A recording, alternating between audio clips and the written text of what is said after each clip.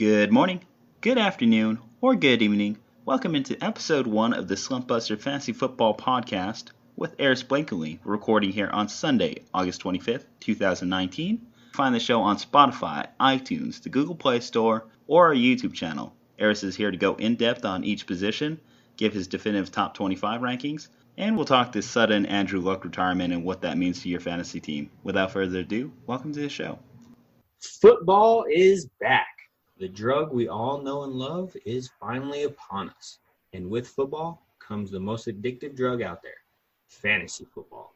Hey guys, my name is Aris Blakenly and welcome to the Slumpbusters Fantasy Football Podcast. This is a weekly show where we are going to break down news, injuries, and the games themselves. In today's podcast, I have with me Juju from the Slumpbusters Podcast. How you doing today, Juju? I'm doing fantastic, Aris, but I got to tell you, I don't know if necessarily football is the most addictive drug. Patrick Chung might have something to say about that. Very true. We probably should get into that on your guys' show because this is strictly fantasy. But yeah, that's a pretty good one there. They white substance for sure will get everybody. For the second question, I did learn something new today, so I'm doing pretty well. I actually bought a new car, so I just want to throw out a message to the kids out there.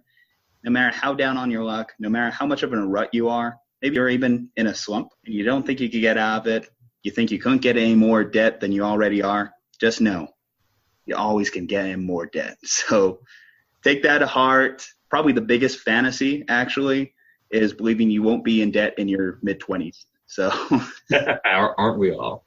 Well, congratulations on the car, but let's get into today's podcast. So for today, we are going to go on top 25 at each position, as well as touch on some sleepers, some handcuffs, and some players that we think you should not draft. So before I begin, I want to thank you, Juju, and Dre for letting me come into your guys' kind of company and do a fantasy podcast with you guys. And as always, make sure you talk crap to your league mates. That's the funnest part of this whole thing. So let's start off with the biggest news out there. The Washington Redskins, they named a quarterback today, Case Keenum. How about that? You're probably not going to draft the guy, but they have a starter. Yeah, I got to tell you, there's not a lot of people on the Redskins roster I'm really targeting. A couple interesting guys, like obviously Darius Geis is out there, but honestly, it's just a mess in Washington right now. Even if they did name Dwayne Haskins the starter later, I'm just not really excited about this offense overall. Yeah, it's going to be a slow one. It's just a matter of time until he comes on and starts for them, Haskins that being. But let's get to the actual biggest news. Andrew Luck retired from the NFL last night. It was a bombshell. Nobody saw it coming. If you drafted like millions of players did, your team is already shot. Did you guys have your draft just yet already? Thankfully, no. I actually have a draft tonight, though I have been texting some of my league mates from other leagues, and one of them told me actually that they drafted literally 10 minutes before the news broke. I saw this video actually of a poor guy on Twitter that drafted Andrew Luck and Lamar Miller in back-to-back rounds prior to both of their unfortunate newses for the day. We'll get into Miller later, but as far as Luck goes, I got to say, again, this is the biggest message out there. Don't draft before preseason week 3. There is a ton of news that just came out this week, and if you drafted before, well. Yeah, so I actually had my family draft last night, and my sister drafted him 30 minutes before. She was so happy because she has Luck, she's going to win the league, and then 30 minutes later, Luck's retiring, she's throwing her phone, throwing a temper tantrum. It was pretty fun because I thought about drafting him, and then she stole him from me, so I dodged a bullet there. Well, sometimes your luck runs out. That was terrible. Just leave. But so fantasy purposes, this is going to impact pretty much the whole team.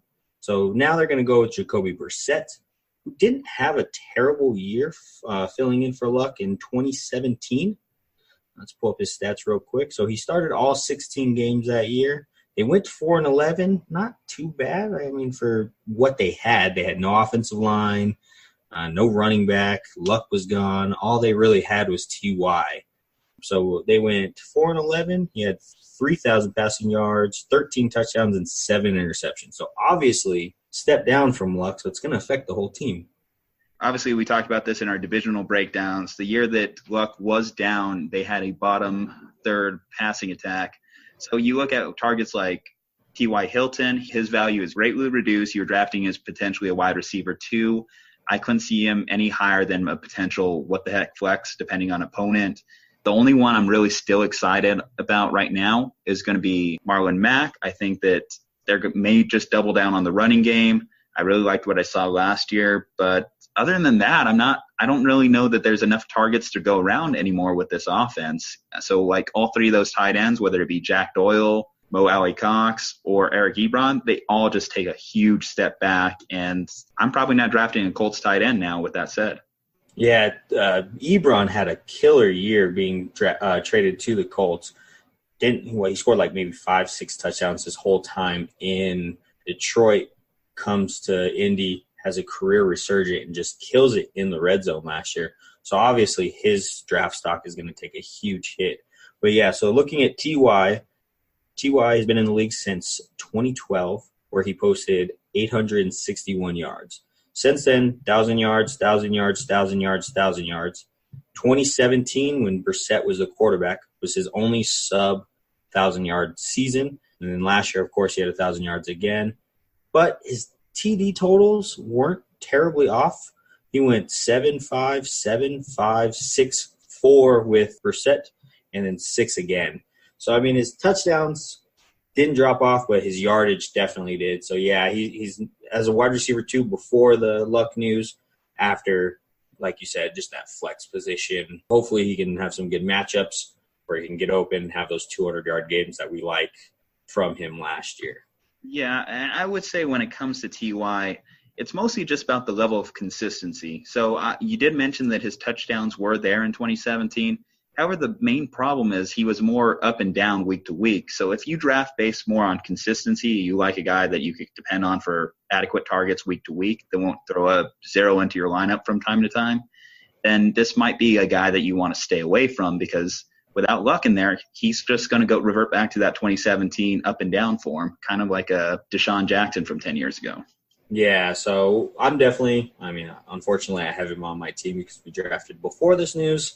So he was my wide receiver 2. Now I'm going to have to be looking at the waiver wire and just hoping that somebody becomes available. So now we're going to go on to Lamar Miller. So unfortunately for him, first action in the preseason, first time he touches the ball in the preseason, tears his ACL. Done for the year. Now what are the Texans going to do? They're in an interesting spot. They have $37 million in cap room, and they have Jadeveon Clowney, who they can't sign long-term because they either don't want to or the money is off. So they can go and trade for a veteran running back, because right now they only have Duke Johnson and a bunch of no-names. So do you see them trying to reach out to the Chargers or to the Cowboys, possibly either trading draft capital or even putting Clowney in one of those deals? Regarding Clowney, he's probably a better fit with the Chargers than the Cowboys, just based off how their teams are currently constructed. We were drafting a Houston Texans running back. You're looking at Duke Johnson, who they just acquired a few weeks back. Now, Duke is more definitely what you'd consider a third down back. I don't see him taking on those early carries, but they invested a ton in him, so it's not impossible that they could give him a lion's share of the carries. Dante Foreman never really shaped out for them, so he's really all they got. If they do end up making a trade for Zeke or Gordon, it really does change the dynamic of the team. It gives Deshaun Watson a really dynamic player to work with in the offense. However, that's just all speculation at this point. Regarding the holdouts, there hasn't been a lot of movement, so it's very likely that those guys could get moved at this point, whether the Texans are the right spot, because even when you do talk about the Texans, they pulled themselves out of the running for Melvin Gordon just a few weeks back. They put it out there in a statement. Yeah, so I don't think they went after any of these running backs because they had Lamar Miller, who Pro Bowl last year and everything like this. But now with him going down, they only have a third down back in most people's eyes and just a bunch of casts of really rookies and, bounce around practice team members. But if they were to trade for one of these guys, the defense that Clowney goes to would get a nice boost in the draft. And then Melvin Gordon and Zeke, who both are sliding down in the drafts right now, they're going to shoot right back up to top 5. Since Houston does have that cap space, they can sign them to a longer deal. deal with more money that they're looking for. So it will definitely be interesting moving forward, seeing what they do here in the next couple weeks. Well, if they don't make a big trade, there's reports that Carlos Hyde might get cut out of camp. I mean, I know he's been slow and hasn't really looked that well for the Chiefs, but that might just be kind of a low-risk target, a veteran move they might choose to get their early down work since they do have Duke for third down situations. And like I said, Duke can do some early down work. So in terms of what you're doing with drafting these guys, Duke Johnson's probably going to be sitting around more like that running back 2 flex consideration until they get someone else in that offense. And look, when it comes to Lamar Miller, you weren't necessarily drafting him high anyway. He's always just been kind of one of those steady Eddie performers ever since he got to Houston. So it's not like we're losing a star of an offense. At this point, it just comes down to running back scarcity and trying to find the starting running back of a team. Yeah, so it's definitely going to be interesting to see week 4 once the teams start getting down to that 53-man roster, who comes off of some of these rosters, and if they, do pick up a veteran running back or try to trade for somebody. We will be sitting on the edges of our seats for that one, that's for sure. So let's go into draft strategies. What do you like to do draft-wise? Are you best available, or do you have a list already printed out? Take me through your mind in draft room. Well, when it comes to fantasy football, there's never been a better time for the sport. There's so many different avenues and outlets you can look into for research purposes. I would say that I do rely on several different strategies like Fantasy Pros. I will always give them a shout out as one of the better sites as they aggregate their rankings with all major fantasy publications, ESPN, Yahoo, CBS, everything considered in there. I do like the Fantasy Guys draft app. I think it's definitely a huge resource for newbies. You have to pay for it. It's not a free app, but if you're looking for value-based drafting, which I definitely consider myself all about, I definitely do believe in the value of positions when I'm drafting. I understand why you don't draft a quarterback. It's because really, quarterbacks, you could go 20 deep, and you'll still find someone you could feel comfortable starting week to week. When it comes to stuff like zero RB or zero wide receiver strategies, I never really bought into those. I think you do want to have someone that you count on week to week, at least one. You can start getting a little bit more risky with your running back 2, wide receiver 2, and so on, but you do at least want to have one person you could count on. Those are just kind of my general philosophies. In most recent years, I've tried drafting one of the premier tight ends early. To mixed results, it really just depends on your in-season management if you are going to do that, because you realize you're going to be thinner at running back and wide receiver by virtue of it. I love drafting one of the holy trinity, as people are starting to call them now, for the tight ends, in Ertz, Kelsey, and Kittle. I did reach on Kelsey this year in my draft. I don't like reaching for tight ends, but last year I had Ertz on my team. And I went to the championship in 2 of my 3 leagues. So I had really good results with it. So I kind of ran with that strategy where I go best available, whether it be running back or receiver in the first round, the opposite in the second round, and then the third round I went tight end. That's typically where those holy trinity sit. And then I do wait on quarterbacks to the 10th round. And then defense and kicker-wise, I just wait till the very end. I got Cleveland's defense, who's looking really well. I got them in the very last round, and then I got your guy, Robbie Gould, in the second to last round. He just got paid, so let's see if he can make some field goals now. Not pull Boswell. Yeah, one of the few kickers who decides to hold out for a franchise tag. So, okay, well, hey, that's his money. Let it be. He got paid for a kicker, which is something you don't see. Yeah, so hopefully he doesn't pull a Boswell where he gets paid $40 million and then he can't kick the ball. So we'll kind of see how the kicker position plays out. We have an interesting discussion coming later on the kickers as well.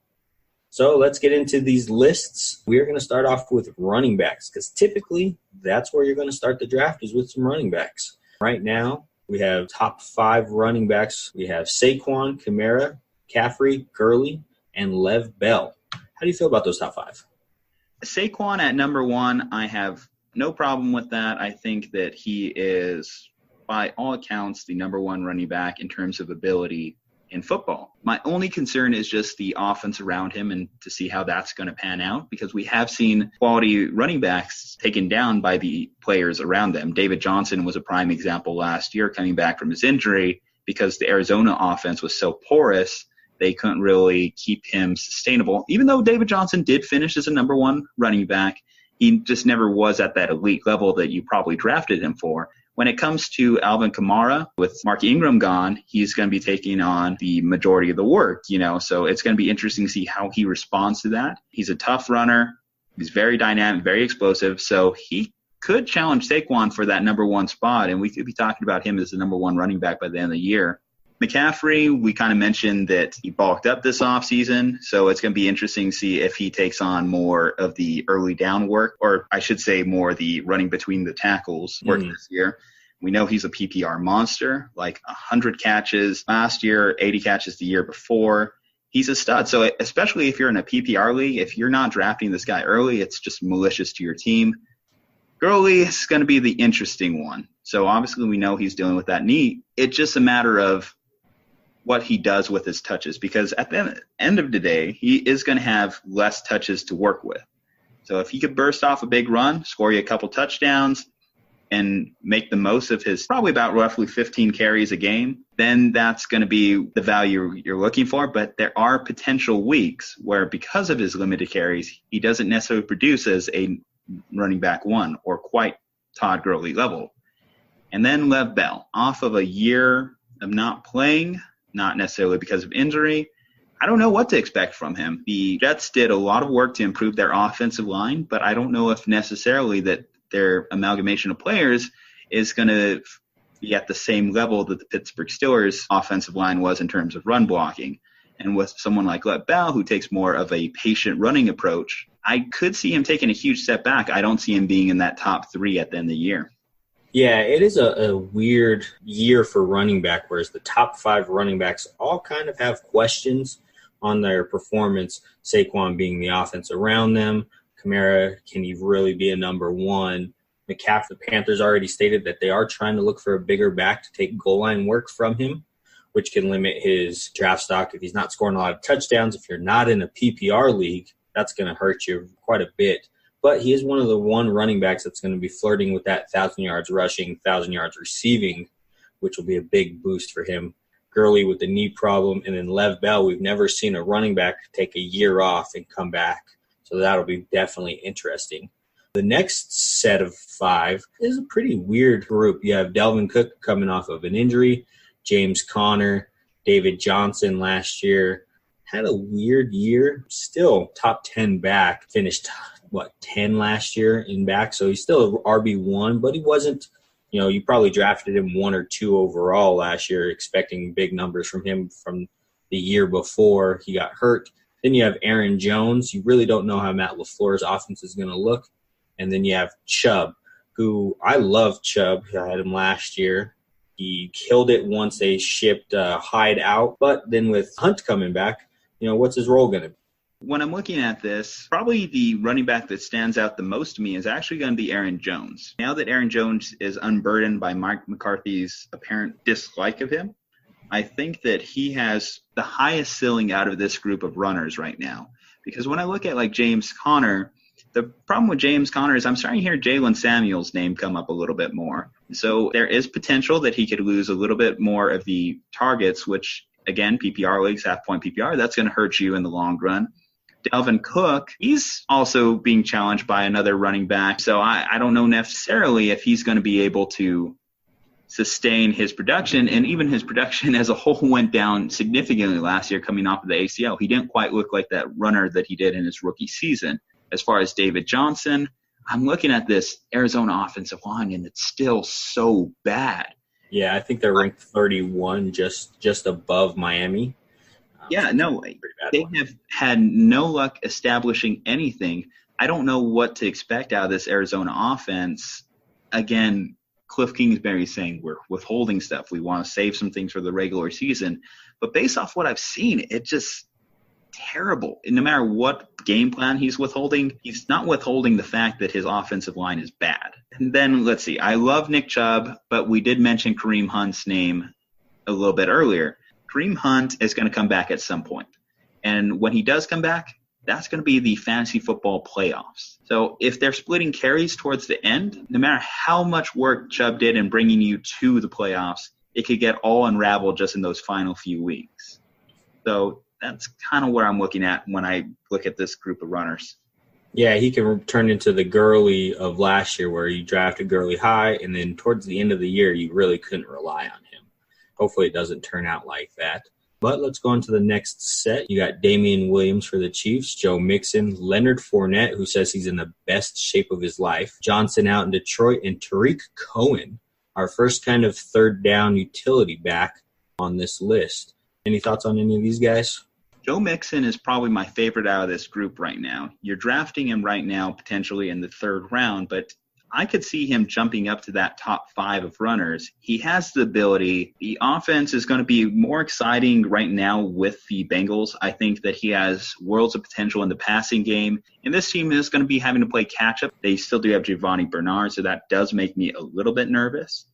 But when I've seen Joe Mixon on the field, he has shown me that he has the ability to be an elite runner. So if you're looking for a guy in the third round that could be amongst the top-tier running back ones, this is the guy.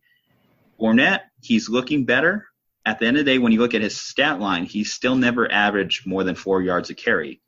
And when you look at the Jaguars, granted, they're moving from Bortles to Foles, but I don't think anyone's really scared of their passing attack still. So I still think he's going to see loaded boxes. So the problem's still not fixed there. Damian Williams, if you hit on an Andy Reid running back, you're going to be pretty happy at the end of the year.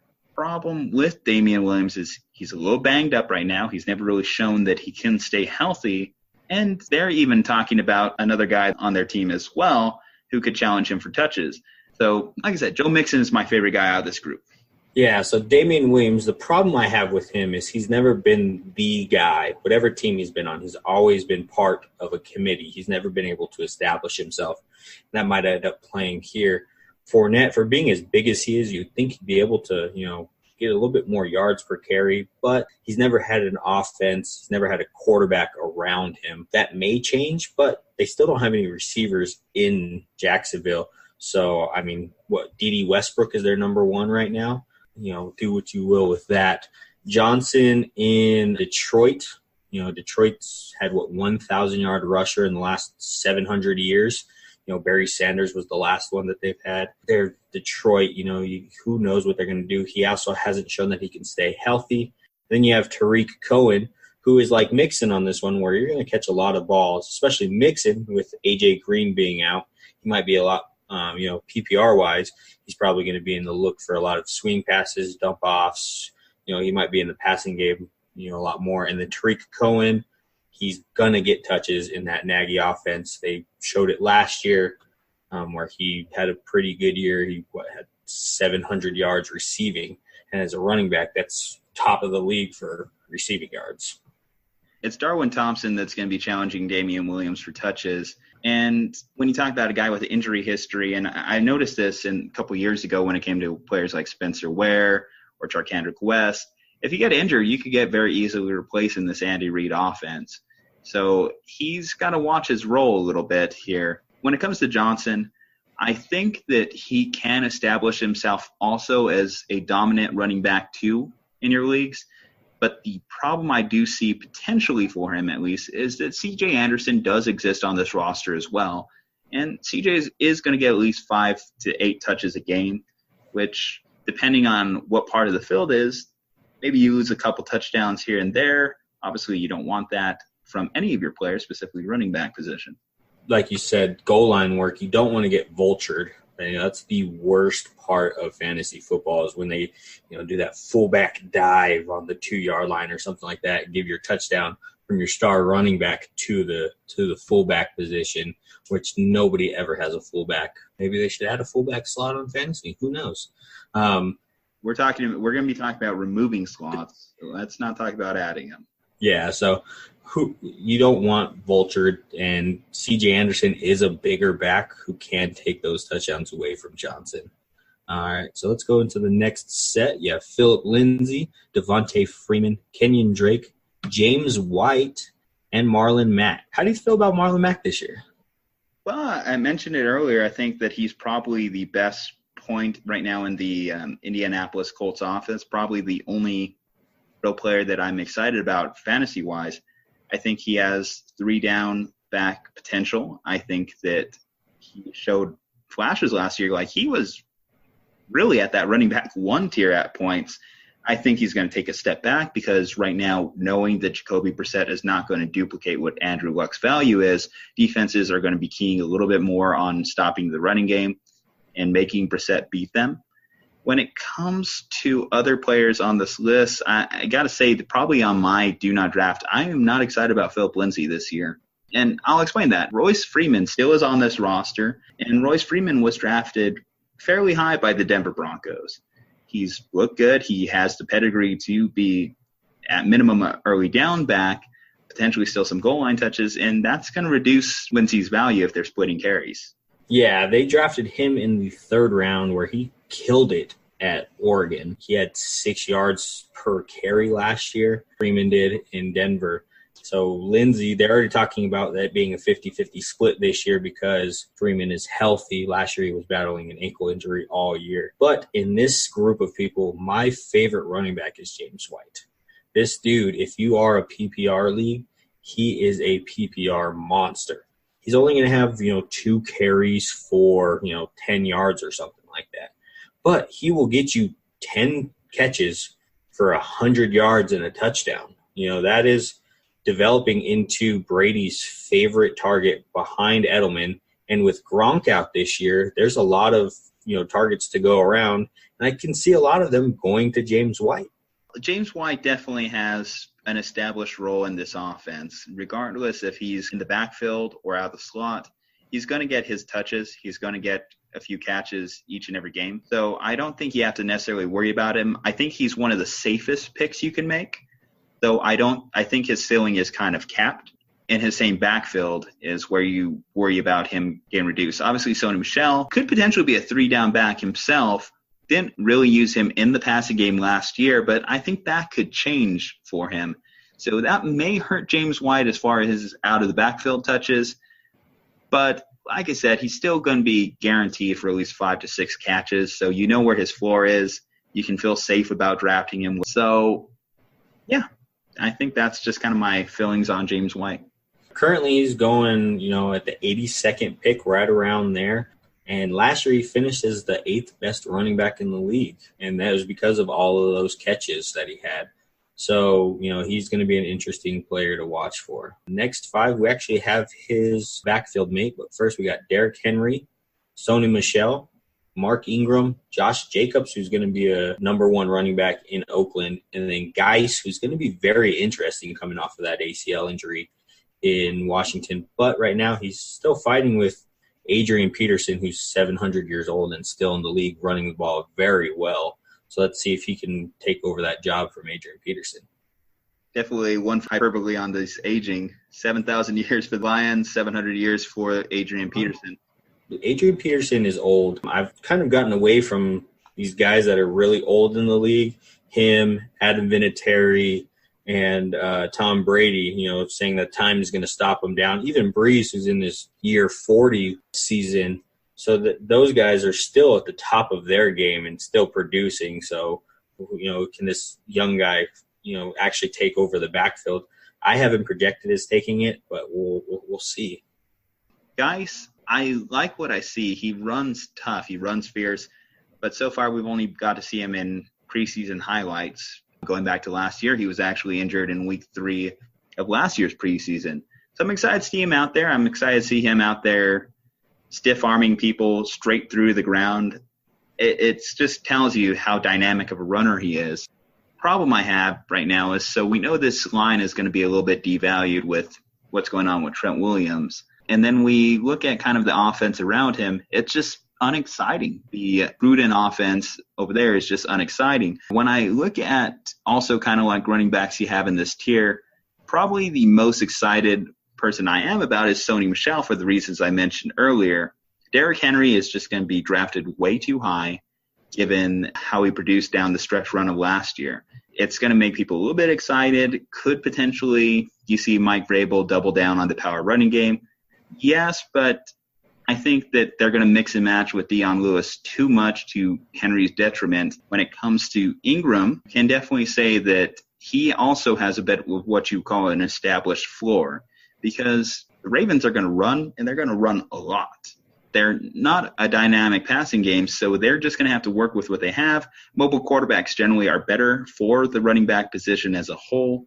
So I like Mark Ingram as a baseline running back too. I don't think he's going to be able to jump into that next tier. And I also don't see him dropping because his value is pretty set in place. Yeah, they're not really going to throw the ball much. The number one receiver on that team might be their tight end, Mark Andrews. He might be the leading receiver for the whole team this coming season. But we really don't know what they're going to do with the running back position out in Baltimore. They have him. They have like 7 other running backs in that room right now fighting for position, and they all are going to go in some sort of timeshare with Ingram getting the most out of it. But they're still going to be in a timeshare like they used last year. And then their quarterback, he had more rushing attempts than he had completions last year. So he's going to eat the ball up a lot as well. He might even flirt with 20 rushes in the game instead of, your running back getting those. It's going to go to your quarterback. He's going to be pretty safe for your third running back on your squad. Do you see any of these guys potential being a running back one? In the bottom, the biggest person is going to be Josh Jacobs. We really don't know what that offense is going to look like this year. I feel like once you have Tyrell Williams and AB on the field, you're going to get a lot of defenses playing pass, especially with Carr, who can air the ball out. So that might leave a little bit of 7 people boxes, 6 people boxes, opening up running lanes for Jacobs to sneak into that top 12 running backs in the league. So that's where I could see him sneaking into, not really, establishing himself as a number one back, but kind of just, irking his way up into it. All righty. So let's go on to receivers. This is typically your first or second draft pick, depending on where you're slotted in the draft. You might take a receiver first at the end of the first round. So let's get into these guys as well. Top 5, we have Davante Adams. Kills it in Green Bay every year. DeAndre Hopkins, who didn't drop a pass last year. Michael Thomas, who just got paid.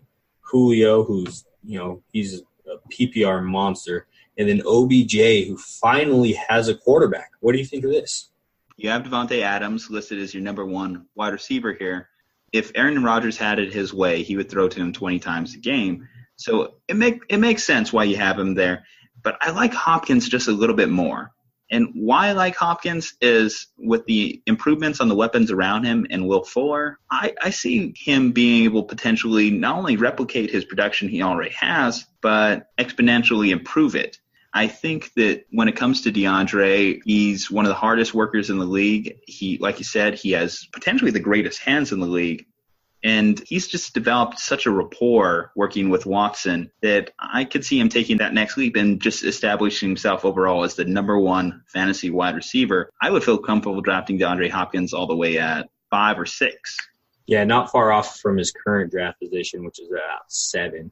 So, not much of a quote-unquote reach, as we would say. But, yeah, Hopkins, his only down year was when he had Brock Osweiler. So, he's going to kill it regardless of who he has throwing him the ball. But it does help that he has one of the best quarterbacks in the league in Watson. But I like Mike Thomas as well. He's Drew Brees' favorite target out there. Drew Brees is, throws for 5,000 yards more than any other quarterback in the league. And that has to go somewhere. You are right. When the general starting unit is on the field, he is the number one wide receiver. That could also work to his detriment as he's going to be more keyed on. However, when it comes to Drew Brees, it's tough to really key on anyone. He does such a great job of spreading the ball around. The reason I like Mike Thomas as well, though, is just his week-to-week consistency is always there. Although his blow-up weeks aren't nearly as high as other receivers, he does just find a way to consistently give you that 15 to 20 points that helps you win a week. That's also why I actually love Davante Adams as well. Adams had a streak where he either caught a touchdown or gave you a 100-yard game week to week throughout the season. So you'll take that. You'll take those guys with those high floors that even outweigh a lot of people's ceilings. Yeah, so that's where I like Odell Beckham here as well. He finally has a quarterback who can push the ball downfield, whereas Eli Manning had 2 passes last year of 50 yards or plus. Baker Mayfield is going to ball out. Freddie Kitchens lets Baker throw the ball deep And you can't really key on OBJ as much because you have Jarvis Landry on the other side.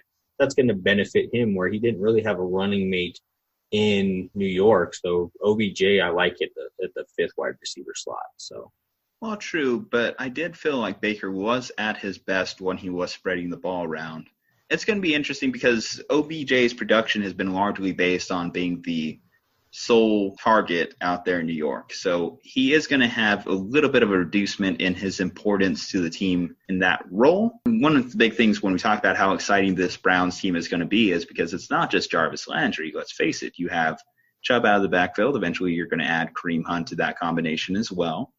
And then you have David Njoku, who also is going to challenge for targets. I think if you're talking about any potential bust pick, I'm actually going to throw it out there. I think OBJ is. He's missed a ton of games in the last few years, so you can't rely on him even being in the field, and you're going to have to spend a second-round pick at minimum to draft him. Yeah, I could see all those concerns, especially in Njoku. He's going to be a big target in the red zone. If they get down there, they're going to be looking for their tight end and not Odell Beckham. But I still like him there. But, yeah, there are some injury concerns with the ankle that he sustained and, suspension. Or his first year, he had the hamstring injury. So he is injury-prone as well. Let's go on to the next section. We have your namesake, Juju Smith-Schuster, Tyreek Hill, Mike Evans, Adam Thielen, and our everybody's favorite, Antonio Brown. I love him just because he's so entertaining this offseason. He's giving us a lot of content. But who's your favorite guy out of this next five? I will say I'll probably be your favorite Juju in fantasy this coming year. Just throwing it out there. Now, out of this group, probably my favorite is going to be Tyreek Hill. I'm just intrigued to see how this offense evolves more with him. I mentioned it last week when we were talking about the AFC and NFC West. I think that we haven't even seen the best of Patrick Mahomes quite yet, and I think that also involves Tyreek Hill taking the next step. He's come a long way from just being a standard gadget-type receiver that he was just a couple years back. Now he's legitimately vying for that number one slot. The ceiling isn't even established yet. Yeah, his weekly ceiling seems to be going up every year. But my favorite guy on this next set is Mike Evans, who finally gets an offensive guru at coach in Bruce Arians, who's worked with some of the best quarterbacks in the league, elevating their games, worked with Peyton Manning, worked with Andrew Luck, worked with Carson Palmer down in Arizona. He's going to, open up opportunities for Evans to get the ball a lot. And I can see a big year for him. I really like him in this, second tier. You might get him in the second round, maybe even into the third round. You're drafting Evans, and that's a really good wide receiver 2, wide receiver 1. You might even sneak him in as your wide receiver 3, depending on how people view the Bucks. I would say probably my concern when it comes to Evans, and to his credit, he's always managed to remain amongst the top tier, is just going to be, we don't really know what we have in Jameis right now. Jameis could potentially get benched for all we know, and if he gets benched, want to know who their backup is? Blaine Gabbert. And that's not good for anyone's fantasy production. And I don't necessarily think that he could get benched because he's not putting up gaudy numbers, because Jameis Winston has been known for that. He could be benched just because he's immature. And that's going to take a huge hit on Evans' value. And even when Winston is on the field, Evans was at his best last year when Ryan Fitzpatrick was throwing him the ball, not Winston. Winston has a tendency to want to focus more on the middle of the field, involve tight ends, which if you're talking about O.J. Howard, that's going to be fantastic for him. But it's ultimately going to hurt Evans. I just, I'm less enthusiastic about his value. Also, hey, shifting over to AB, if I'm getting AB, that's right now you have him ranked number 10. If I'm getting AB as the 10th receiver off the board, I'm going to be very happy. Traditionally, at least in the last few years, you've had to draft AB with at minimum the 4th or 5th pick in the draft in the first round. Now that he's sliding down just because of his off-the-field shenanigans, I could see this being one of the biggest steals you get in the second round. He's not going to put the same value that he had out there in Pittsburgh, but he's still going to be amongst that top tier. He's still going to get his catches. And if he's not getting his catches, well, you can see that turn into a fun argument between him and Derek Carr, but I think that Gruden and company will be happy to rectify that. Yeah, Carr can air the ball out, so I can see him putting up big numbers, sliding it into that top 5 receiver slot as well, like he did last year. He led the league in touchdowns last year. Hopefully he could do that again for you at the 10th receiver position. Right now he's going at 23rd pick. That's a steal, really, for a top 5 receiver talent. Sometimes, weekly he's the best receiver in the league. So if you're getting him at 23, that's a heck of a deal. So let's move on to the next guys. You have my darling child, Keenan Allen. I love this guy. T.Y. Hilton, Robert Woods, Stephon Diggs, and then Julian Edelman. What's your favorite guy out of this group? Well, I love the Juju, so I have to love the Edelman as well. Nah, I'm kidding. So I did mention T.Y. I'm less enthusiastic about because of what's going on with Andrew Luck. He's probably my biggest bust pick out of this group of guys. And in Allen, he has such an established floor. I know one of the big things that always comes up with Keenan Allen was injury concerns early on in his career. But he just had a lot of bad luck injuries, whether it be the lacerated kidney or the ACL injury. Those are just stuff that you can't help. Now, I think Mike Williams is going to have a bigger role in this offense this coming year, but it's not going to hurt Keenan Allen. He has established, 8 to 10 catches a game. At one point, he was putting up 10 to 15 catches, which if that's your floor in a PPR league, you're going to be unstoppable. Not counting his touchdowns, not counting his yards. 15 points alone is pretty much what you would love to have from your number one wide receiver. So if you're getting him at a wide receiver 2 value, good for you. Woods, I think he's probably the best wide receiver out of the Rams system, but between Cooks and Kupp, it's going to be interesting to see who really comes out of that grouping. I think it's possible, too, in a legitimate draft strategy to draft all 3 of them and just hope for week-to-week production from the Rams. Yeah, I actually like Cooper Kupp more than these other 2, because if you saw last year when Cooper Kupp went down, the offense didn't really have the same juice. Robert Woods is kind of more of that intermediate receiver. Cooks really just goes, deep over the top. Kupp is kind of just throw him out there, get a mismatch on like a slot corner or even a linebacker sometimes, and he just kills it out of that slot position. But yeah, Keenan Allen, he is Philip Rivers' number 1 target. He went 3 weeks last year where he had 10 catches, 100 yards, and a touchdown.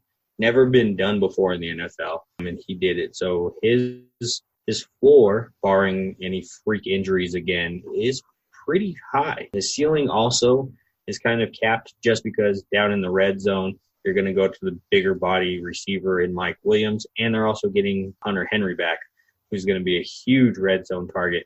So touchdowns from 25 yards out, really going to be his bread and butter. I don't see very many touchdowns getting closer to the red zone, even closer to the touchdown area. So his ceiling is capped, but he has, a really high floor, especially in PPR leagues where he's going to get, 8 to 10 catches a week. All righty, on to the next guys. We have Amari Cooper, Brandon Cooks, who we just mentioned, Mike Williams, who we just mentioned, Jarvis Landry, and Tyler Boyd, who's going to be an interesting one in the early weeks due to the injury with A.J. Green. Who do you like out of this group? Well, out of this group, I think who has the most potential is going to be Mike Williams. I like what the Chargers were doing with him at the end of last year, featuring him more in the red zone. So even though touchdowns are a little harder to predict, I think that he could potentially take that next leap. It's going to be his 3rd year. You can argue 2nd year because his rookie year was a bit of a wash. But I think that this guy has the biggest breakout potential of the year, which is basically what you want when you start getting deeper into the wide receiver position. When Landry, he's going to be a safe pick. And Boyd, like you mentioned, he has potential to be good for you in the early runnings. But for the most part, I'm not too enthused by this group. Yeah, Tyler Boyd killed it last year once A.J. Green went down. He established himself as the number 1 receiver in Cincy. But, yeah, like you were saying, Landry's going to be a safe pick. Cooks is going to be a safe pick because they're going to want to open up the field in L.A. And then Mike Williams had 10 touchdowns last year in his, people would argue his rookie campaign. So I can see him, matching that and even getting a little bit more, especially without having Melvin Gordon in the field. Melvin Gordon got a lot of screen passes. He got a lot of looks in the red zone. He also ran the ball in. So now you're looking at Justin Jackson, who's going to be taking over that lead role. Not as big as Melvin Gordon, so you might be looking at more red zone targets for Mike Williams and for Hunter Henry. All righty, on to the last 5. We have Corey Davis, DJ Moore, Kenny Golladay, Sterling Shepard, and Alshon Jeffrey. Pretty weird because they're all the number 1 receivers on their respective teams, but they're in that weird flex range for a number 1 receiver where you're not too sure what you're going to get out of them week to week. What do you think? Again, I'm not terribly excited about these guys specifically at where I have to draft them, but if you told me I had to pick one of these guys, it's going to be Kenny Golladay. And that's just a matter of what I believe could happen with the Lions offense. Matthew Stafford loves to have a number 1 wide receiver.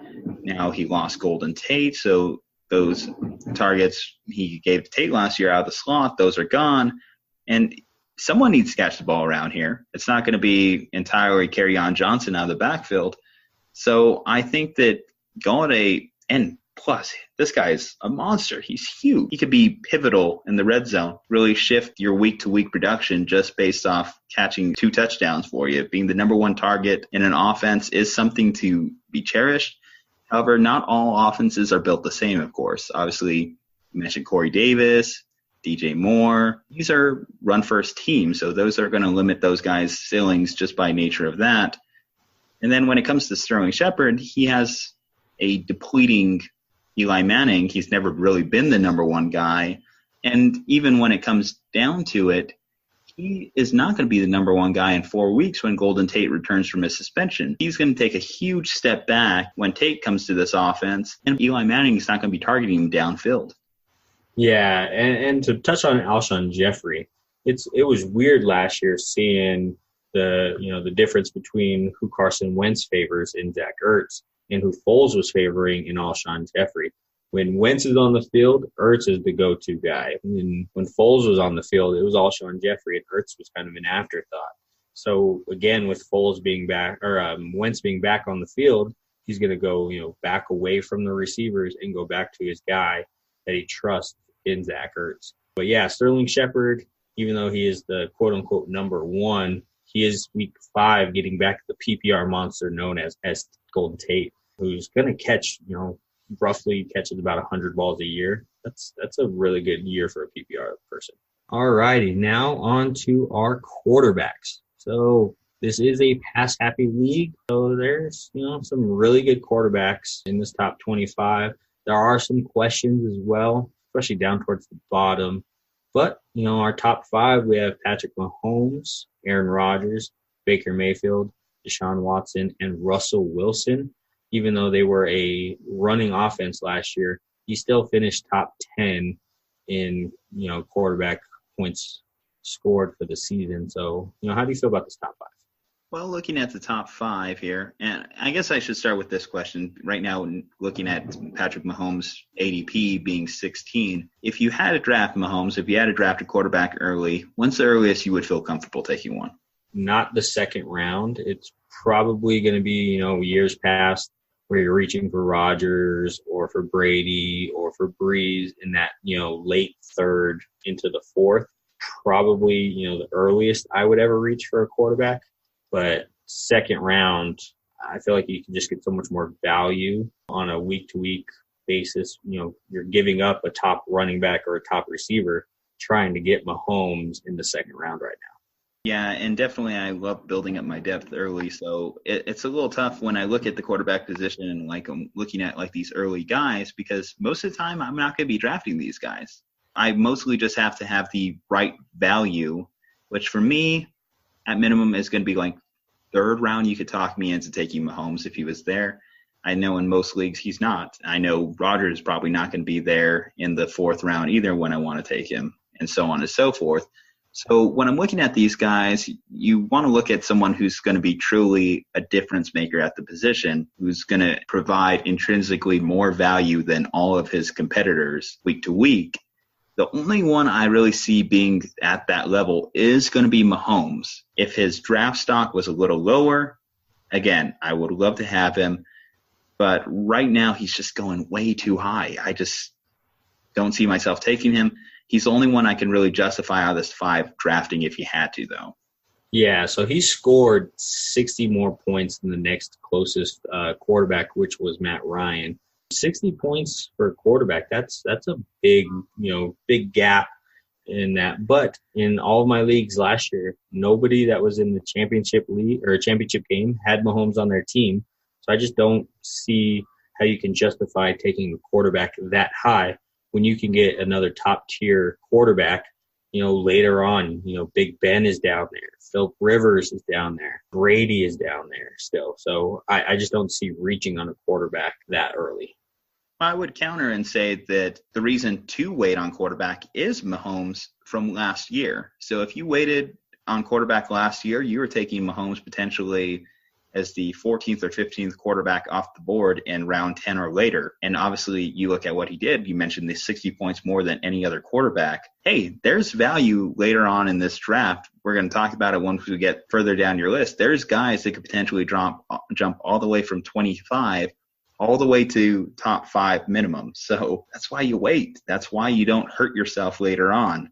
I think if you're the first guy to draft a quarterback in a league, you're already starting off from negative. Yeah, like I said, you can get one of those top-tier quarterbacks later on. Big Ben threw for 5,000 yards last year. Philip Rivers throws for 4,500 yards and 28 touchdowns almost every year. You even have some of the younger guys, Jimmy G coming back from injury in that Shanahan offense. Look what Shanahan did with Matt Ryan in his MVP year. So you still have a lot of value-based quarterbacks lower down in the draft. So I just don't like it. Mm-hmm. On to the next group. We have Cam, who is a little banged up, but hopefully he's over that shoulder injury. This now is a foot injury, so at least it's something different. Breeze, Goff, Wentz, and Matt Ryan. Who do you like out of these 10? Would you reach on somebody here? The only one I really like out of this group, and it's only because of, again, when it comes to these guys, I'm looking for someone who could peak above the rest of the position. And I think that's going to be Carson Wentz. Carson Wentz's value is probably never going to be lower than it is right now, considering he was a guy that was an MVP candidate just a couple of years back. So if I can snag this guy up in the 7th or 8th round, I'm going to be very pleased with myself. When I look at some of the other guys you mentioned who are in this tier, Cam, one of his bigger pluses to drafting him was his ability as a runner. Well, that's going to get greatly reduced this year, especially since he's dealing with that mid-foot sprain. Breeze, we saw the wheels kind of starting to fall off the bus. Now, don't get me wrong, when it comes to, and this is where you talk the difference between real-life football and fantasy football, Breeze is still a fantastic quarterback in what he does for the Saints. However, what he's going to do for your fantasy team is going to be a lesser role. You could definitely see them wanting to flip the page and turn more towards utilizing Alvin Kamara. And you did mention the lack of wide receiver targets around him, Michael Thomas, this year. So he's going to be one of the bigger ones I want to stay away from this year. Then I do like Matt Ryan, but Matt Ryan's just going to be in that 8 to 9 ranked quarterback each and every year. He's not going to peak, or at least peak in the same way he did in 2016. So a lot of guys that are unexciting. The only one I can really get excited about in this tier is going to be Wentz.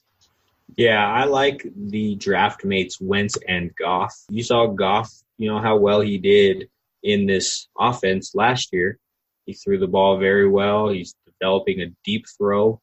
It's actually a pretty ball when it comes out. But yeah, Wentz, if he can stay healthy, he's my favorite quarterback in this tier. My counter when it comes to Goff, though, is he could potentially hurt you in the fantasy playoffs. We saw when it mattered, that game against Chicago, going outdoors, going in the cold weather, he looked far from the quarterback that helped you a lot of times in the season's early going. I do agree. Obviously, the Rams offense leaves a lot of opportunity for Goff. However, I just worry about that later in the season when you're really counting on him. What's he going to give to your team? Yeah, those fantasy playoffs are definitely where you want your guys to peak. You don't want them falling off, especially as the Rams offense did with Goff falling off, with Gurley falling off as well. So we'll see how he does later on in the year. But early season, Goff's a good pickup. A lot of times people are, they run 2 quarterbacks on their team, and you might be switching them in and out. So Goff is a good, safe pick. They're going to throw the ball, especially if he dumps off of, a screen to Gurley and he takes it to the house for 80 yards. That's a bonus for you. Next set, we have Big Ben, Kirk Cousins, Mitchell Trubisky, Philip Rivers, and Jameis Winston, who is in a prove-it year. Who do you like out of this group? Probably for the value and hoping he doesn't get benched, I would probably lean Winston just in terms of if Bruce Arians does right the ship with him, he could potentially be a 30-plus touchdown quarterback. However, if he has one game where he throws 4 or 5 picks, he also has the lowest floor because he could be a weekly 0 and cut off your roster by week 6. So it is a little bit worrisome. You're playing with dynamite when you do draft Jameis Winston for this very reason. I probably like Philip Rivers probably the best out of this group.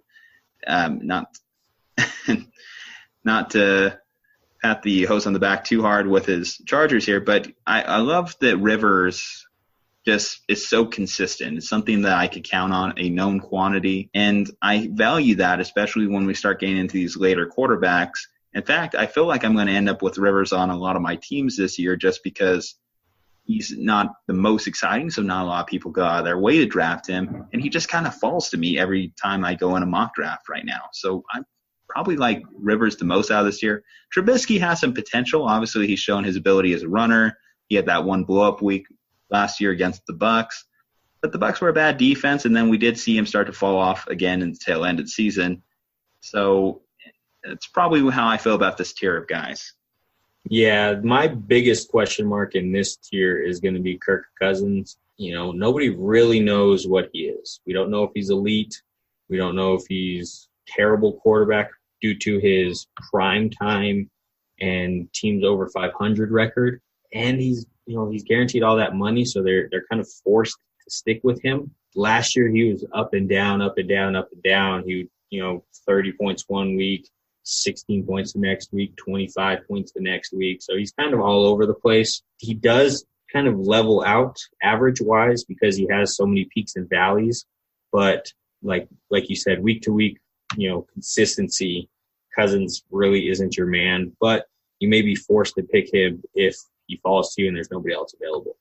I did kind of gloss over Big Ben, and I do want to kind of mention him as well. He didn't finish in the top 5 of this position last year. I don't know if necessarily the Steelers are going to maintain the same level of offense that they did.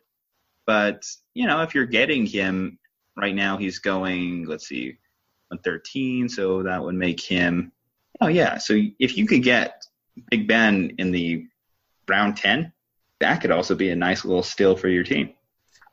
He's always mulling retirement. He lost AB. He has Juju now. He doesn't really have a number 2 receiver. The running back situation seems to be in flux because they are looking like they want to do a committee. I'm not a big fan of Big Ben just because it seems in this last couple of years he's making more and more mistakes with the ball. And I don't want somebody that throws a lot of interceptions.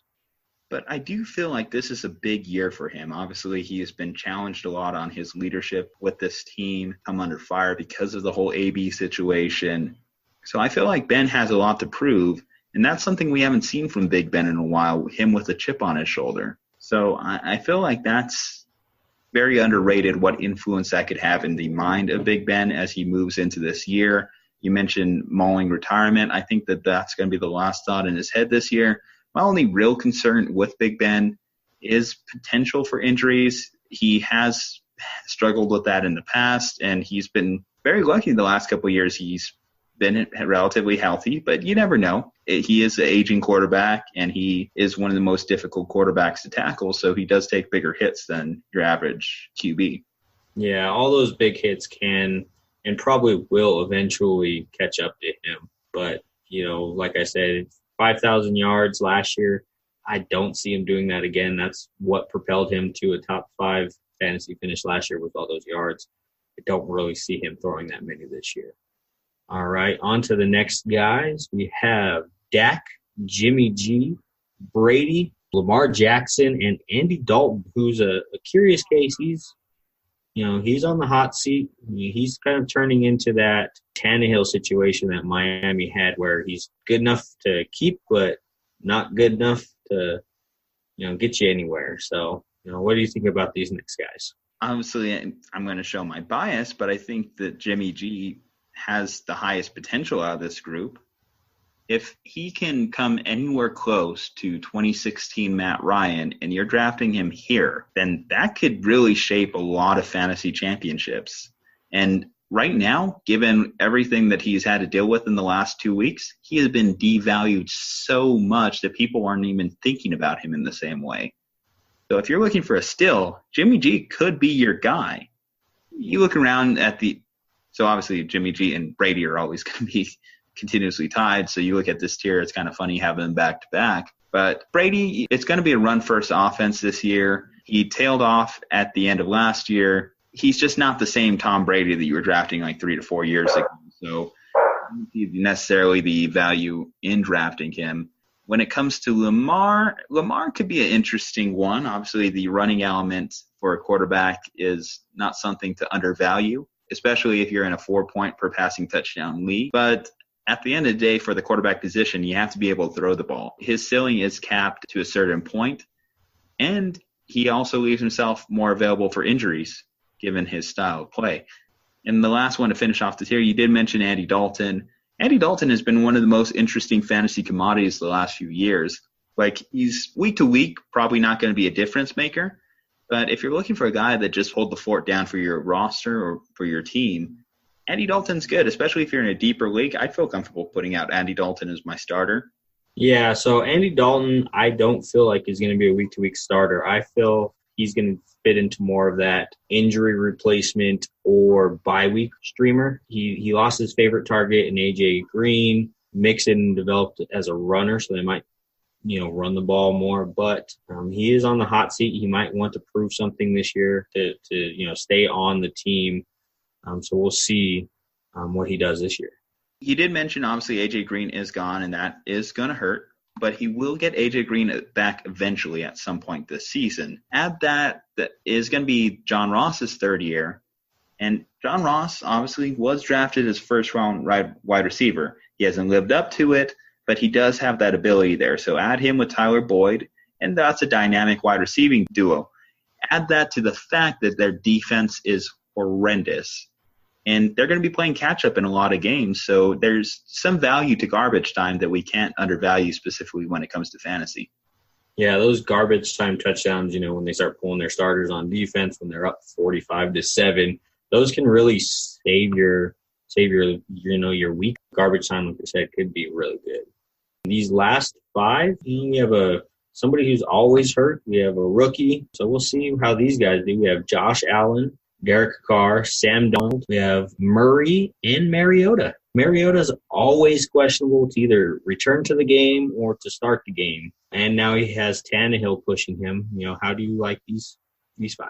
Well, you mentioned that Mariota is always questionable, and that's definitely frustrating from a standpoint of a fantasy owner. However, he has averaged about 14 to 15 games a year, so he usually does play.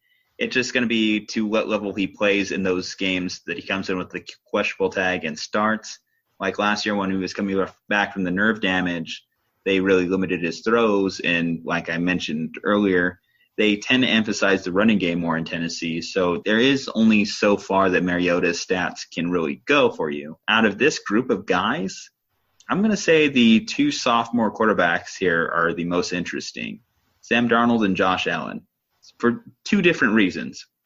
So Josh Allen, he showed that he can run the ball a little bit, which no one was really expecting for him to be able to utilize his athleticism, get out of the pocket, make some things happen with his legs, add some rushing touchdowns. Kind of played a lot like in his prime, Cam Newton.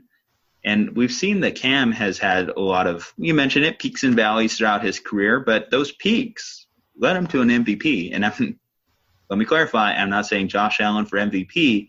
I'm just saying that he can produce at a high enough level to be a relevant QB1 in your league. And then when it comes to Sam Darnold, they've put a lot of pieces around him. They want this guy to succeed. So between Le'Veon Bell, between the additions to the offensive line and Adam Gase going over there, I could see Sam Darnold taking the biggest leap out of this group, and to be the 23rd quarterback in most leagues, that's a league winner right there. Yeah, we mentioned Tannehill earlier. Tannehill, when he played, he was really good. He threw up some numbers, and now that coach is coaching Sam Darnold, who can stay healthy, who can throw the ball. Let's see if he can take a step in this offense. I think he can.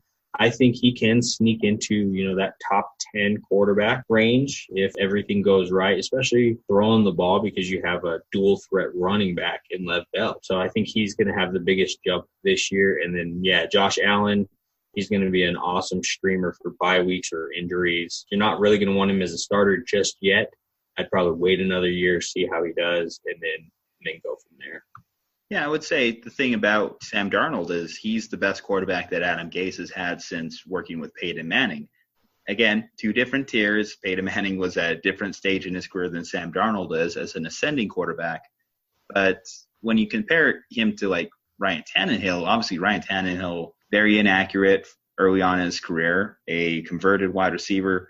Sam Darnold should have been the number 1 pick in a lot of people's minds, and should have been the number 2 pick if you're the New York Giants, but story for another day. Yeah, I do like their sophomore, these sophomore quarterbacks, but the other guy that we really haven't mentioned is Kyler Murray. The rookie. We can't really tell anything based off of preseason because they're running a vanilla offense. He's behind a terrible offensive line. He might turn into a Lamar Jackson type where he's going to be having to run, but it's not by choice. It's for his life, really. I have him at 24 just because I'm curious to see what he'll do this year. Yeah, if this offense performs anywhere close to what it's doing in preseason, you just can't really trust it to turn to fantasy value. The one thing I would say is if this offense can perform anywhere how it has in the college game that led to Patrick Mahomes throwing for 800 yards in a meaningless game against Oklahoma, then that has some value in fantasy. Kyler Murray, if he could put up garbage time numbers, we talked about the value of garbage time. Well, this team is going to be behind in a lot of games, having to fight out of a lot of holes. The question I have for Kyler Murray is I'm not necessarily sold on the players around him right now. So David Johnson, obviously we saw what he could do a couple of years ago. He still has yet to prove that he can perform at that same level, especially around this offensive line. And then in the wide receiving game, Larry Fitzgerald, he's at the end of his rope. Christian Kirk, second year, going to be a big year for him. And then they got this guy, Isabella, too, who, again, does some interesting things, but I don't know if that's necessarily enough to be conducive to a well-run offense or specifically a high-scoring offense. Yeah, this with Kyler Murray, there's more questions than answers right now. You might take him as your 14th pick in your draft, just as a stash, or you might star him after the draft, just kind of keep an eye on him. But yeah, right now there's too many questions. Don't know how this offense is going to look. We don't know how Kingsbury's offense will perform at the pro level either, even though he had 2 prolific passers in college in Baker and Mahomes. We don't know if that'll travel to the NFL. If you're getting Kyler Murray as a stash, then I would say that's the perfect range to get him at, because obviously I don't think anyone's pretty much drafting Kyler Murray as a number 1 quarterback unless you're in an extremely deep league. But if you're getting him as your backup or a speculative add in a 2-quarterback league, then that could potentially be where he signs, because in those formats, you're really just looking for someone that could be a league breaker. And if this offense, again, can put up what the air raid is known for in terms of the gaudy numbers, which is all that really matters in fantasy, then that might be a guy you target late. Yeah, he'd be really good in a 2-quarterback league as well. But yeah, we'll have to see. We'll have to follow him as the season goes. All righty, now we're on to tight ends. We had already mentioned the Holy Trinity in Kelsey, Kittle, and Ertz. But rounding out the top 5, you have O.J. Howard and Evan Ingram. How do you like these guys? Well, I mean, it's really just all about those 3 guys. Though I would say there is kind of an interesting thought. So the idea behind drafting these guys is the lack of depth at the position of tight end as a whole.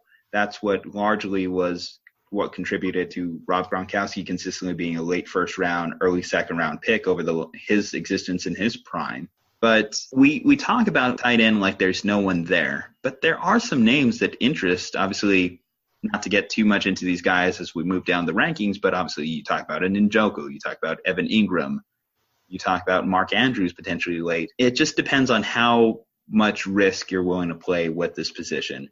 Like if you want to have someone that's going to be safe, you could count on their week-to-week production, then Kelsey, Kittle, Ertz, those are the guys for you. You have to accept that they're going to make you weaker at other positions. If you draft these guys, you're probably going to be weaker at wide receiver or running back. And that's going to come down to your ability to be up to par in your in-season management. I find myself, I'm taking Kelsey in a lot of drafts, and that's because I believe the offense he's in Kansas City is so dynamic, so explosive, and he has a set amount of targets, an established role, that this guy will live up to his fantasy value. Kittle is a bit of a question mark, and that's kind of hard to say because obviously I love George Kittle, but I loved him more when I was drafting him in the 9th round last year. I don't know how I feel about drafting him quite yet in the 3rd round. And then Ertz, there are question marks with him because he's being challenged by Dallas Goedert right now, who's could potentially be in a big sophomore season for him. Pretty much the only one out of this tier I really 100% would draft if he's still on the board in the early 2nd round or even the late 1st round is going to be Kelsey. Yeah, one of the more interesting guys is going to be Evan Ingram. You know, last year when he was healthy, he was very productive. And then you lose OBJ, you lose all of his target share. That's going to have to go to somebody. And they really don't have any pass catching receivers. You need Sterling Shepard. You have Golden Tate when he comes back. So Evan Ingram could turn out to be the leading receiver on that team as well, but he hasn't shown that he can stay healthy as well. So that's going to be his big question mark. And I mentioned O.J. Howard earlier. O.J. Howard, when Winston has played in the past, those have been his best games as a fantasy tight end. I feel like it's hard to believe that Bruce Arians is going to completely break Winston of all his habits, all his go-tos. So this is where I see O.J. Howard potentially being a shine if you have to get him in the 4th or 5th round. Evan Ingram, like you mentioned, by virtue of him being really the only one there. I mean, I'm sure you have Sterling Shepard there, but Evan Ingram's going to be Eli Manning's favorite target over the middle. So I like him, just we haven't seen him necessarily week after week produce where you want a tight end you're drafting at that range.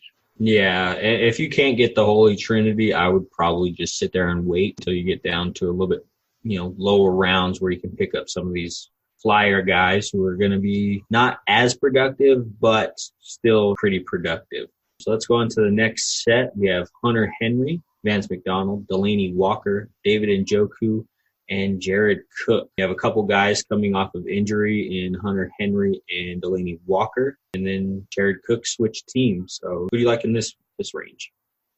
Well, Jared Cook is probably the most interesting out of this group to me. Now, Jared Cook's career has largely been personified by underperformance or not living up to potential.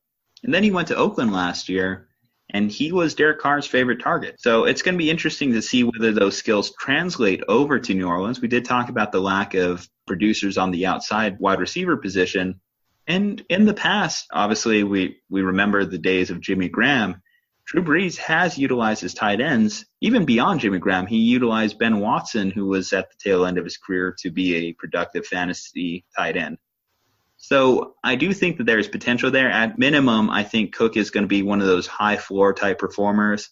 When you talk about the high ceiling of this group, you're talking about David Njoku probably. Njoku, whenever Baker really took the reins last year, started to flash his most potential that he ever has in his career to this point. And the guy's a monster. The guy's a physical specimen. And I could definitely see that only increasing, especially knowing that there's a few people, there's going to be less shine on him now that you have, again, the shiny new pieces in the offense. He's going to get open a little bit more. Yeah, so my interesting pick for this group is going to be Delaney Walker. He's coming off of an injury. He is his quarterback's favorite target. The receivers in Tennessee really haven't established themselves, like some would like them to establish themselves. So he is getting a bit older. He's, might lose a step after an injury like that. So, he's going to be interesting currently at 115. That's a pretty good pick for a tight end. And then you have Vance McDonald, who for some reason the Steelers don't like using tight ends. I don't know why. They have Jesse James, Vance McDonald, and there's going to be a lot of targets to go around since AB is gone. So can he finally take that step into a top tight end position? Well, we have seen this offense utilize Heath Miller in the past, and he had a very productive career under Big Ben. So it is interesting. So now with AB gone, they might have to revert to some of the old Steeler ways.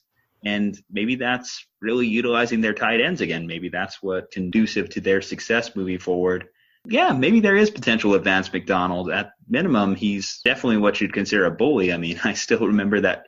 You remember that stiff arm against Cristian? That was beautiful. That play was beautiful. I think that's enough reason to draft him. I'll draft him first overall just for that stiff arm, because that man, he embarrassed that DB. I think he made him retire, or at minimum to put him to the IR. Not to get too much on a tangent about this guy, but yeah, I love Vance McDonald after that. Yeah, I just want to be that hype man that was in the background pointing and with the O face laughing at the DB that got a stiff arm. That's probably the best picture on the internet right now. Well, we learned from that whole situation. Apparently, you could get put on the injured list out of sheer embarrassment. Yes, poor guy. So let's go into the next set. We have Kyle Rudolph, Mark Andrews, Trey Burton, Eric Ebron, and then Jack Doyle. I have these guys on here just because you lose Andrew Luck. Might want to settle for, over the middle, safe type throws to get Brissett's confidence up. So we'll see how that develops, but that's why I have them on here. What do you feel about these guys? I just don't know if there's enough to go around in the passing game. They're going to, at most, is Brissett going to throw more than 20 times a game, even at his peak? So, and then you split that not only between those two guys and Jack Doyle and Eric Ebron, but they really like Mo Alley Cox as well. And I like saying the name Mo Alley Cox. So, but the bottom line is I just don't believe necessarily in this Colts passing attack, knowing what I saw in 2017. When it comes to just in general this tier, I like Mark Andrews. He's a good late round still potentially. You mentioned him earlier. Even though they're not going to throw the ball a ton, someone is going to have to catch the ball when they do. And I don't necessarily know if that's going to be Hollywood Brown over the top or if that's going to be Mark Andrews over the middle. Based off what I've seen from Baltimore in the past, I'm going to assume it's going to be Mark Andrews. And the cool thing about Mark Andrews is he is a bit more of a run after catch kind of guy too.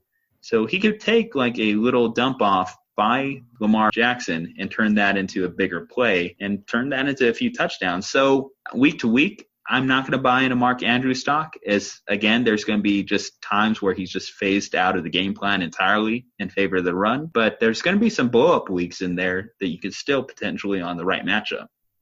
Yeah, my favorite guy in this one is Kyle Rudolph. I love Rudolph. He's a big time player. He catches the ball in the red zone. There was a year there where he had, 7 touchdowns in the red zone. He led the league in red zone touchdowns. He's kind of fallen off, and Cousins tends to not use tight ends for some reason. He likes throwing it to the outside receivers a bit more. So since, Cousins has come onto the offense, his production has fallen just a bit. I would say that Cousins in Washington certainly was able to utilize his tight ends when you talk about Jordan Reed had some of his better years out there, albeit Reed always struggles with the concussions, the injuries, everything like that. So when Reed was out of the game plan, it's hard to really make Niles Paul a fantasy relevant tight end. However, the thing about that Kyle Rudolph that always worries me is you do mention that he's a big target in the red zone. That's fantastic. He's going to get you a touchdown from time to time. But for the same reason I mentioned with Mark Andrews, if you're looking for consistency in the game plan, there are just going to be weeks where Kyle Rudolph's going to put a flat 0 on your board. And I don't need to tell anyone, no one wants that. And that's why I'll probably not buy into a lot of Kyle Rudolph stock. Yeah, it's probably the worst feeling in the world when you start a guy and he gets you a big fat goose egg. Nobody likes that. And it seems like the tight end position has more of those people than any other position out there. And that's why we go back to the Holy Trinity there. You just like that consistency. You like knowing that there are going to be targets there. And that's why you draft those guys early, because as you get deeper here, you're really just taking chances. You're really just closing your eyes and hoping for the best.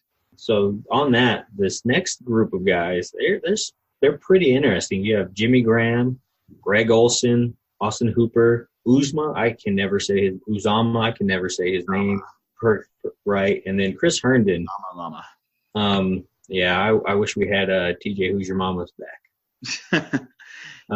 So we can say that the Bengals probably provide us with the most interesting names. Yeah, they do lead the league in players with weird names, as in Chad Ochocinco, TJ Houshmandzadeh, and now Uzama. So they definitely do lead the league in unique names. But who do you like out of this next group?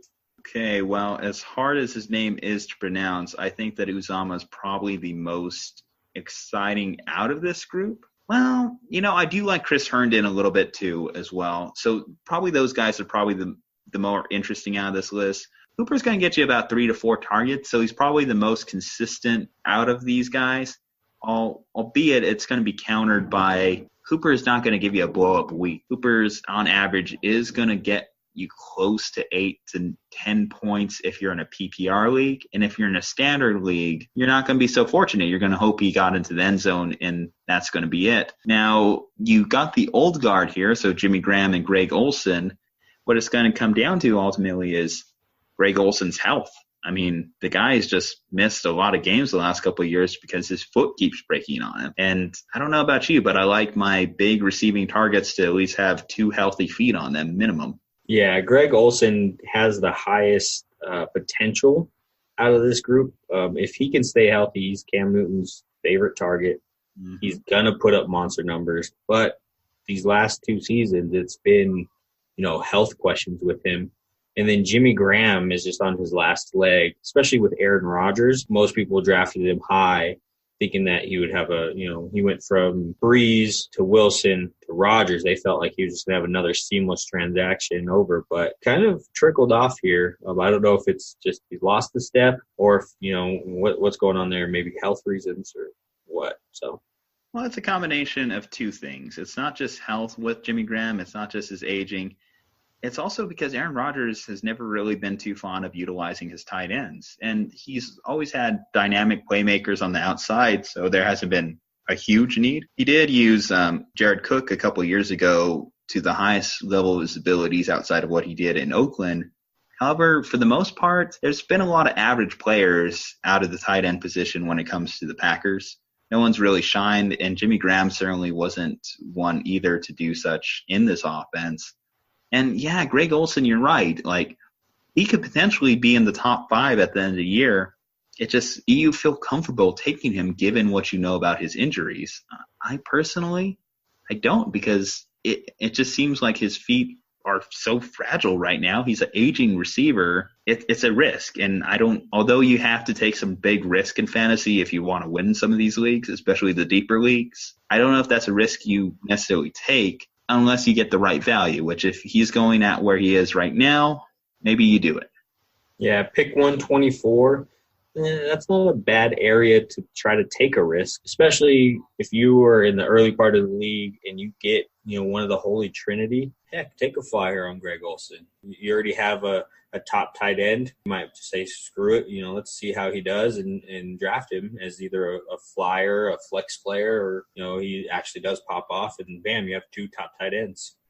And here's what I'll say, too, with that. The problem, though, with drafting Greg Olsen is knowing that I'm going to have to draft a backup tight end.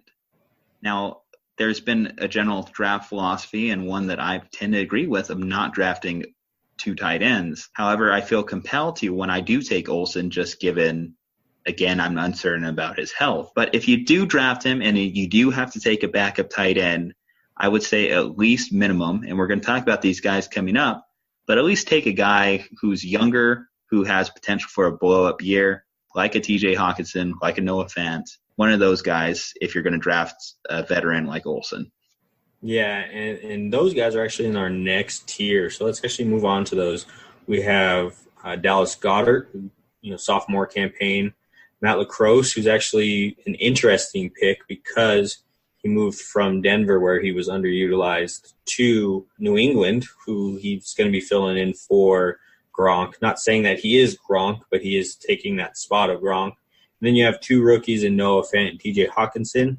And then since the tight end position is so barren, we round out with Jordan Reed, who can never stay healthy. But right now he's going undrafted, and he might have a couple good games for you, but he can't stay healthy. That's his problem. So, what do you feel about these young guys here?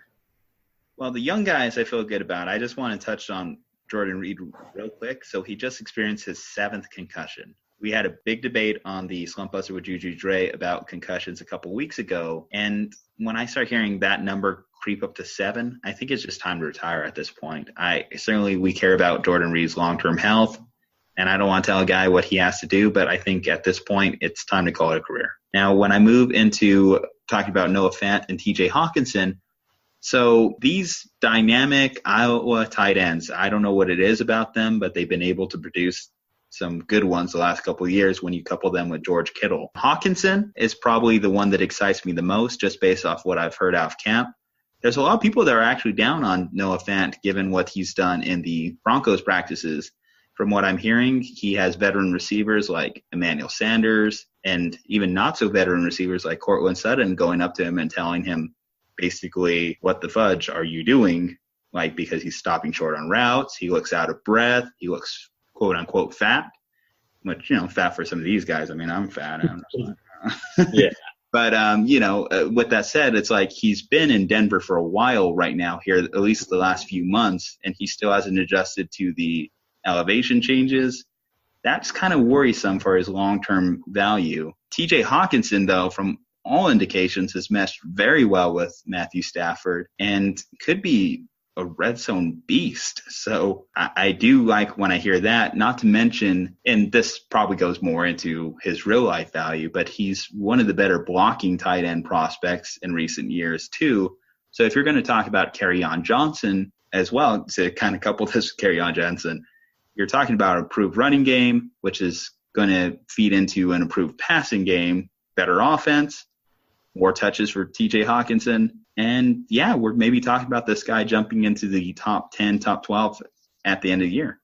Yeah, so being that he's a really good blocker, that's actually really beneficial for tight ends because now, if you bring on a tight end who's just known for receiving, well, there's always going to be somebody spying on him. If he's really good at blocking, though, the play-action pass comes into play now, and he's going to be on the field for more, more snaps, which in fantasy you want to be on the field because that means more opportunities to get the ball. So if he's sitting there blocking and play breaks down or something like that, you just dump off to the tight end right then and there. So being a better blocker at the tight end position probably beneficial for most of these guys because we don't see many of these guys as blocking tight ends. You're right. His ability to block, his ability to pass, that's just going to keep him in the game. He's not going to get ridden out of game scripts because he's going to be on the field one way or the other, which is, again, something that you may not necessarily be able to say about a Noah Fant, just given that if he's mostly known as a receiving tight end, he's going to get taken off the field from time to time. And that's also going to in turn make their offense a little bit more predictable. Now, to mention Dallas Goedert, though, so Goedert has received a lot of love in the fantasy community in recent months. And one comparison I heard is he's like a younger Zach Ertz, which is going to be interesting to see those guys on the same team. And in fact, too, when Ertz goes out, or at least last year, and Goddard came in, you almost couldn't identify which was which from time to time. They do look like photocopies of each other. So Ertz struggled with injuries at points in his career. If Dallas Goedert has the opportunity, he could potentially take the ball and roll with it. But ultimately, in regards to this year, his value is going to be capped just by the value of you have those two guys working off of each other, not necessarily in tandem. If you're in a dynasty league, Dallas Goedert all the way, though. Yeah, and the last guy, Matt LaCrosse, he's going to a team that loves tight ends. For some reason, Bill Belichick wants to have a pass-catching tight end. He wants to throw to the tight end position. I don't know if he's just sees that it's bigger mismatch on, linebackers who can't cover as well. So he might be, a decent, right now he's going undrafted. He might be a good little streamer, after the first couple of weeks, where we actually see his role in this offense. And Gronk is gone, so those passes have to go somewhere. And if he can stay healthy, and if he's as good as Bill Belichick thinks he is, because he's obviously on this team, he might be the next grocery boy to Super Bowl MVP on the Patriots roster. Like we said, though, once we start getting in this point of the tight end discussion, it just really is a matter of you're throwing darts blindfolded and you're hoping they land on touchdown. Yeah, pretty much. The tight end position, outside of the Holy Trinity and outside of the top 10, you're going to be struggling all year looking at matchups, see who's has a weak passing defense that you might be able to pop off 5 to 7 points, hopefully on, or even 8 points with a touchdown. So, it's very hit or miss with the tight end position. So now on to defenses. I mean, kind of, defense is a defense. You're going to have really good weeks. You're going to have really bad weeks. You're going to go up against some of the best offenses in the league. Other weeks you might play, Miami and just start that team, whoever's playing Miami the whole year. But top 5, we have Chicago, Rams, New England, Cleveland, and Baltimore. Baltimore still feel like they have enough players to be top 5, but they're not going to flirt with that number 1 defense because they did lose some players. Yeah, one of the tough things when it comes to drafting defenses, especially just year after year, in the last 5 to 10 years, only one team has been able to repeat as back-to-back top DST. That was the Legion of Boom Seattle Seahawks. Since then, it's just been a bit of a rotating door. It's very hard to predict. These schedules are constantly changing, and these teams are constantly moving apart, losing a piece here, a piece there. So it's one of the harder positions to project. I definitely do agree with, like Aris, that I like to stream. I think streaming is really just the only real way to go when it comes to DSTs, just given a lot of their value is just going to be dependent on who they're playing in that given week. If you started whoever played the Cleveland Browns, for example, a couple years ago, you probably won DST most weeks. You really just have to consider strength of schedule when you're looking at these teams. Looking at that top 5, though, do I see Chicago being able to repeat as the number 1 overall DST? And we mentioned this when we went through the division breakdowns. I actually saw them potentially taking a step back this year. And whether that be Khalil Mack experienced injury or the fact that they lost players like Adrian Amos in that secondary, there's potential for them to lose a step or two, especially when you play in the cold. Things are constantly changing. Players are constantly getting hurt. It's hard to project. At minimum, I could see them being a tough defense later in the year as the conditions start to get more unfavorable and they start welcoming these teams that aren't used to playing in colder conditions. In terms of the other defenses you mentioned here, I love having Cleveland in that top 5, especially after what I saw from them in preseason week 3. This team looks scary potentially on defense. Not only did they only have Denzel Ward in that secondary, but they added Greedy Williams. Myles Garrett is still doing a lot of work down there on the defensive line. This team could have the biggest blow-up potential week to week. So I like them. And the bright spot of their schedule, too, is they face Cincinnati a couple weeks a year. I could see them very easily being able to shut down Baltimore's defense a couple times a year, or Baltimore's offense a couple times a year. Their only real tough matchup in division is having played the Steelers twice. Yeah, they had 5 sacks in the first quarter against Tampa Bay. That's 5 points right there in the first quarter. They didn't let up any points, so that's good. Once their 2s came in, then holes started to pop off. But yeah, they also added Olivier Vernon, who's a really good edge rusher, paired with Myles Garrett. Who do you double team on that offensive line? Somebody's always going to get single coverage on that offensive line. They're going to be able to pop off and get to the quarterback pretty quickly, which is going to put pressure on the quarterback to throw the ball, and then Greedy Williams and Denzel Ward back there just getting ready to just steal the ball. So I do like Cleveland in this top 5, and then finishing 21 last year. That's going to be a huge boost to their confidence. And, they're going to be playing some big-time games this year, so, we'll see how they actually hold up. All right, so in the next group, we have New Orleans, Chargers, Kansas City, Philadelphia, and Minnesota. Minnesota's been good for the last couple of years, Chargers have started to emerge as the top defense in the league. Where do you see these guys falling out? Well, Minnesota has been one of the better, real-life NFL defenses, but as a fantasy-performing defense, the points haven't necessarily been there in their favor. And the problem with DST scoring is a lot of those points are going to be in terms of the big plays, the turnovers, the pick sixes and stuff like that. And if you're looking at a team like Kansas City, last year a lot of those went in their favor. Now, again, going back to kind of the real-life dynamics, Kansas City was one of the worst defenses in the league. However, because they were able to make a few big plays happen, were one of the better sack teams in the league, Kansas City really blew up as a DST. Do I think they'll be able to maintain that same production? Probably not, even though I do think that they'll be better in terms of the real game itself. I don't necessarily think that they'll be one of the better fantasy teams like they were. New Orleans, I think you're counting on sacks. They were one of the better run defenses last year. But again, it's just so hard to predict the big plays when it comes to talking about DSTs. They're such a fluky statistic. It really depends on week to week who they're playing. Probably the safest choice I'm going to throw out there is going to be Philly. I think Philly is going to be able to produce at a level adequate enough to at least get you a baseline amount of points week to week. And if they do throw on a big play at the end of the week, it's going to be gravy. Yeah, I do think that as well. They're going to be pretty consistent. Bias here, the Chargers defense, they had a lot of turnovers last year, but unfortunately they let up a lot of points. So you're going to have to, die by the sword, live by the sword with them.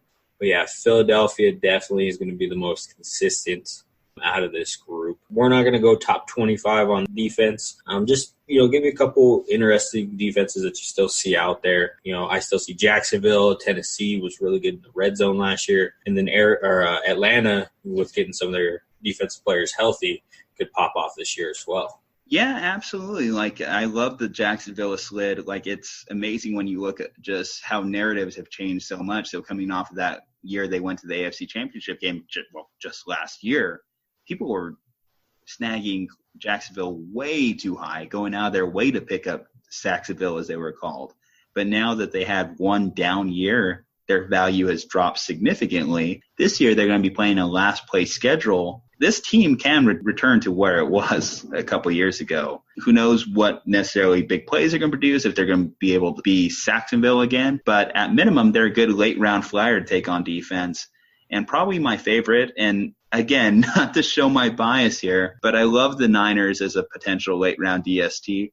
And why I say that is year to year, again, turnovers are hard to predict. This team had only 2 interceptions last year. I think that just regression to the mean in a positive way is something to consider with this team. And then when you factor in the improvements they've made to this defense, especially on the defensive line, they're going to cause a lot of havoc for a lot of quarterbacks this year. And there's some value in that. And I think potentially they could take a big turnaround. Certainly, I do project them as a real-life top 10 defense. Whether that turns into fantasy points or not is going to be hard to say. I also want to point out Buffalo, too.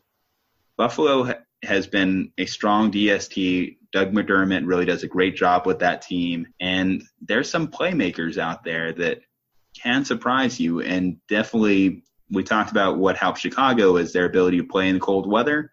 And when teams start going there later in the year, Buffalo could also be in that same regard. Yeah, the one defense that I think is going to regress pretty heavily is going to be Denver, just because they're bringing in a new defensive, they brought in a new coach, a new scheme, and typically when you switch schemes the first year, you have a noticeable drop-off. But then that second year with most of those players in the scheme, they all understand where they should go, what to do when this happens. Then they boost up. So they finished 5 last year. I think they're going to fall down a little bit this year. But then the following year, they're going to jump right back up, especially because Fangio came from Chicago. He has that top defense already in his back pocket. They're going to learn it this year. It's going to be difficult. They're going to make mistakes. But then the second year, they're going to skyrocket in the draft. Absolutely. I think that does it for me on DSTs. Yeah, same here. Not much we can really talk about them. And now kicker. Let's go to top 32 kickers. Let's just break down every single one. No, just kidding. Pretty much kicker, you're going to pick a kicker on a good offense. The offense is constantly moving the ball, getting into the red zone, scoring touchdowns. That kicker is going to have opportunities to score you points. You don't want a kicker on a bad offense that's constantly punting or can't get over the 50. You just want to get a kicker on a good team. That's really how to draft a kicker. Most people reach for people like Zuerlein and Tucker, but I usually wait till the very end of my draft to pick a kicker. How do you feel about kickers, Juju? My thought on it is, first off, if you are not taking a kicker in the last round, what are you doing? Baby, what are you doing? Because seriously, the difference between Zuerlein and the next kicker up is so arbitrary, like a point differential. It's just not worth it. So stop doing it. You're really doing yourself a disservice. And I think your family's even a little bit embarrassed for you. But moving on just to kickers as a whole, there's an interesting debate going on in the fantasy community as far as should we even keep this position around anymore? And one of the counter arguments I hear a lot is, well, fantasy is based off the real game. There's kickers in the real game, so we have to be able to mimic that aspect. But when you talk about fantasy, again, I talk to the noticeable lack of distinction from a kicker week to week. Pretty much as long as you're not starting someone who's injured or on bye week, you're good. And that's really the only legit strategy that is considered when picking a kicker is, are they healthy and playing? It's not like you go out of your way to check the weather reports. You don't check the field conditions to make sure the grass was properly sodded. And unless they have a known injury, you're not keeping updates on if your kicker's healthy or not, really. I think I'm starting to get to the point where I'm over this position being a thing. Maybe I'm spiteful from a kicker facing me and having five kicks against me or something like that. But it's just dumb luck, and you're just, again, throwing darts when you pick this position. See, and I'm going to take the complete opposite. I think you should keep kickers in the game.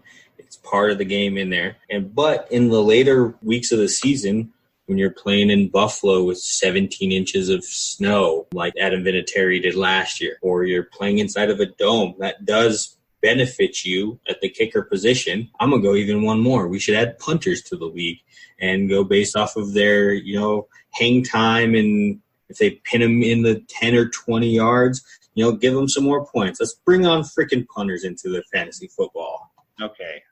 Stop it. Stop what you're doing. No. For the brand. So if we do count tackles, I'll take hardest hitting tackles for a punter. I will take my guy, Mr. Mike Wisnowski. Shout out to you. Love that highlight against Denver. But just in terms of the debate, this ongoing debate on keeping kickers, I like my leagues when players are more engaged.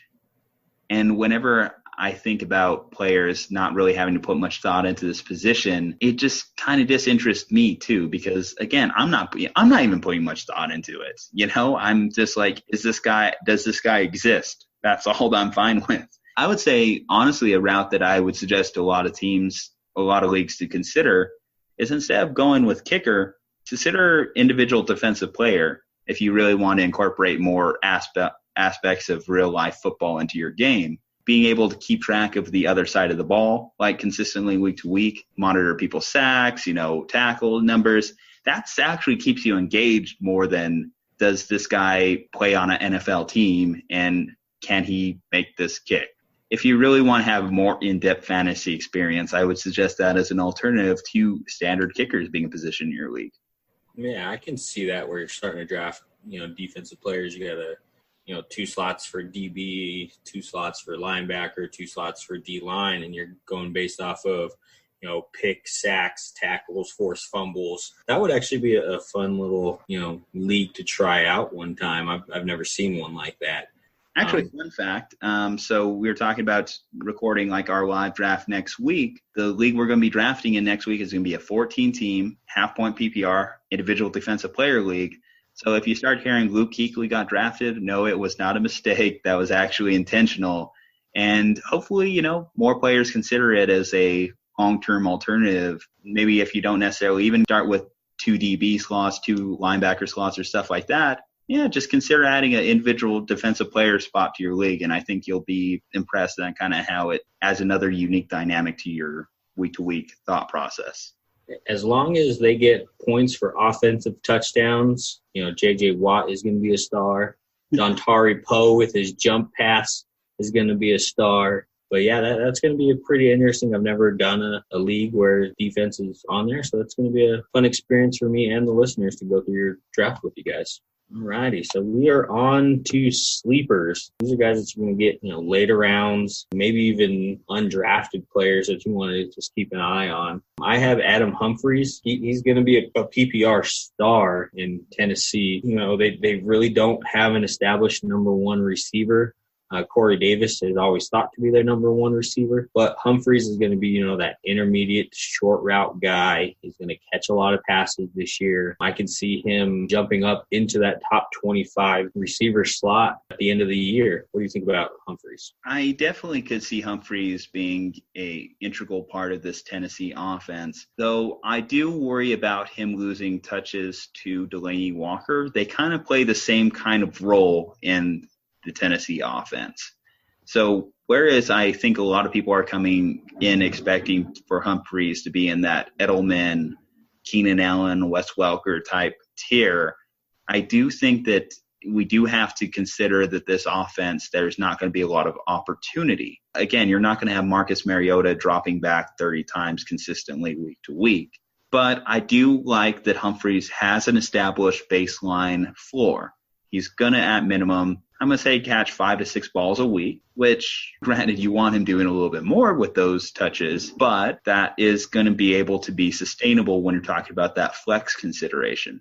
Yeah, he's going to be a really good, wide receiver 4 in that area. And then, like I said, he's going to be better for PPR leagues than he is going to be for standard leagues. Another guy that's going to be a PPR sleeper is going to be Jamison Crowder in the Jets offense. He's moving over from Washington into the Jets role where they're going to throw the ball a little bit more. I can see him flirt with 100 catches this year. They really don't have anybody in that intermediate route area right now. You do have Robbie Anderson, who's going to do a lot of shallow routes or deep routes. They really don't have somebody in that intermediate area, which is where I feel like Crowder's going to slot into this offense. There's a lot of people keying on Robbie Anderson and even, the running back Lev Bell. Crowder might fly under the radar a bit more on defense. I agree with you on Crowder. I think Crowder could potentially be one of the better late round steals you can find, just considering, Sam Darnold still is a young developing quarterback, and we have seen that these slot receivers have an increased role in a lot of teams' passing games. And Crowder has shown that he, to at least minimum, be a top-end wide receiver 2 in the past in certain seasons with Washington. He was injured last year, and then obviously last year was kind of just a mess in Washington with the Alex Smith injury, Colt McCoy, everything else that team was going through. So Crowder, his first year in New York, I do think, too, there is something to be said about the wide receivers changing offenses. There are certain route trees that are new for him to have to learn. Adam Gase, it's going to be interesting to see how he wants to spread around the ball. But there's a role for Crowder, and if he lives up to his potential or certainly shows what he has in years past, you're talking about a high-floor wide receiver, too. Yeah, he's, like I said, he's going to be a sleeper. He's going to fly under a lot of people's radar on draft day. You might be able to steal him in, 12 to 15 range, which is going to be a heck of a value for you. And then people are going to be like, oh, my gosh, this guy knows what he's doing during fantasy football. Next guy is Geis. I think he's going to be the lead back in Washington. He's very undervalued right now, him and Adrian Peterson. People are trying to stay away from that. But I feel like your last 2 picks, you're going to go defense and kicker. The pick just before that, usually you're taking flyers on guys. And I think Geis is the guy for you. By the end of the year, I project him to be the starting running back on that offense. And, starting running backs go a long way in fantasy football. They're going to get the share of their touches, and that's what you want is touches in fantasy football. How do you feel about Geis? Geis, like I mentioned earlier, he's such a tough, gritty runner that I've liked what I've seen from him in preseason games. I just want to see more of it. He obviously has to kill the ghost of Adrian Peterson to get playing time. But I think, like you said, it's just going to be one of those things that you're going to have to wait on. You're going to have to be patient with guys. You're not going to want to be in a position where you're putting him into your starting lineup weeks 1 through 5. But if we're talking about week 6, week 7, especially as those carries are starting to rack up on Adrian Peterson and he's starting to slow down, that's when Geis is really going to be taking off. And if he's starting to round into form, especially coming off that ACL injury, by the time your fantasy playoffs are rolling around, you could be potentially talking about a league winner for you. Yeah, he could be your league MVP when all's said and done. He can, rush you to that championship title. My last sleeper is going to be A.J. Green. How is A.J. Green a sleeper, you say? He's currently going, right around 68 to 70 pick. That's for a top 10 receiver when healthy. That's a huge benefit for you, sliding all the way down to pick 68. When he comes back from his injury, you're going to have a number 1 receiver that you drafted at your wide receiver 4 slot, right? Yeah, no, absolutely. The rationale behind drafting A.J. Green or considering him a sleeper at this range is absolutely there, and I can't argue with you.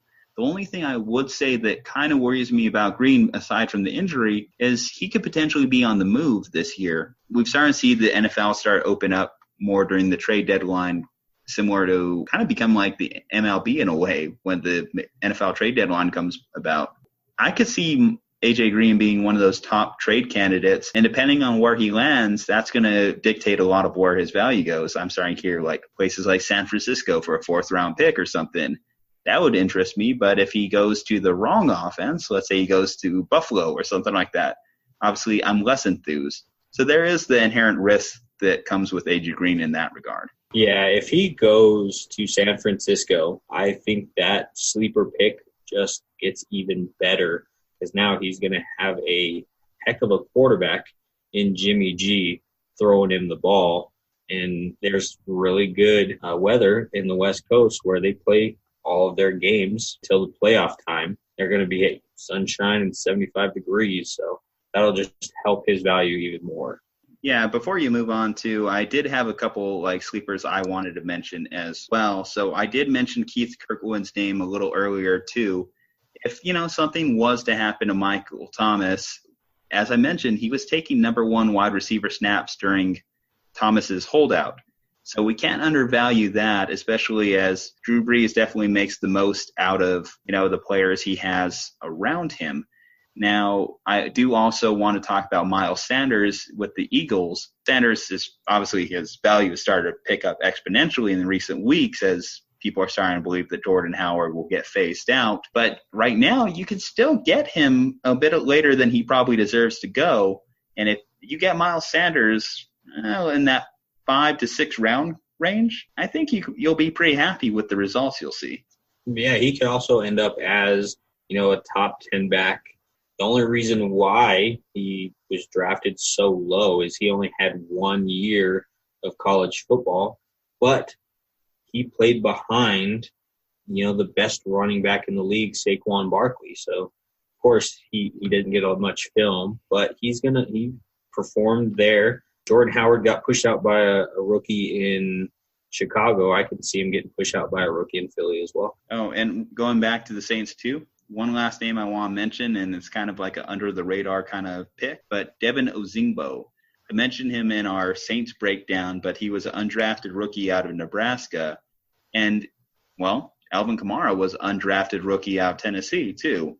Saints have a great history with undrafted running backs, and from what I hear, he's taking first-team reps. So keep an eye out, especially if you're talking about Kamara injury replacement or just in general someone to fill that Mark Ingram role a little bit.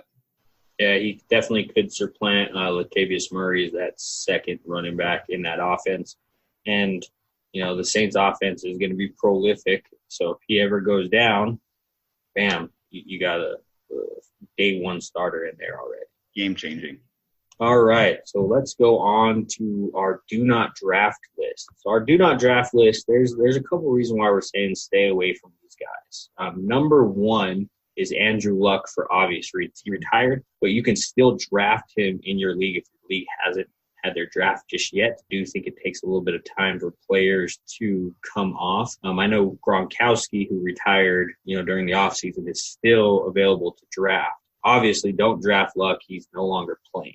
Yeah, we still have people drafting Luck. I'm going to give him the benefit of the doubt and assume that it is an auto draft situation, which, hey, I feel bad for you if you happen to miss your weekend draft and suddenly you come back and Andrew Luck's on your roster.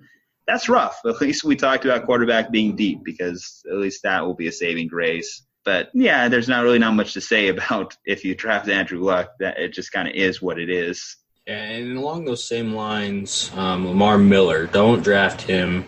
He's still available to draft. Tore his ACL. It's going to take a little bit for him to get off of those draft boards. If you're like you said, if you're auto drafting, you might accidentally end up with him.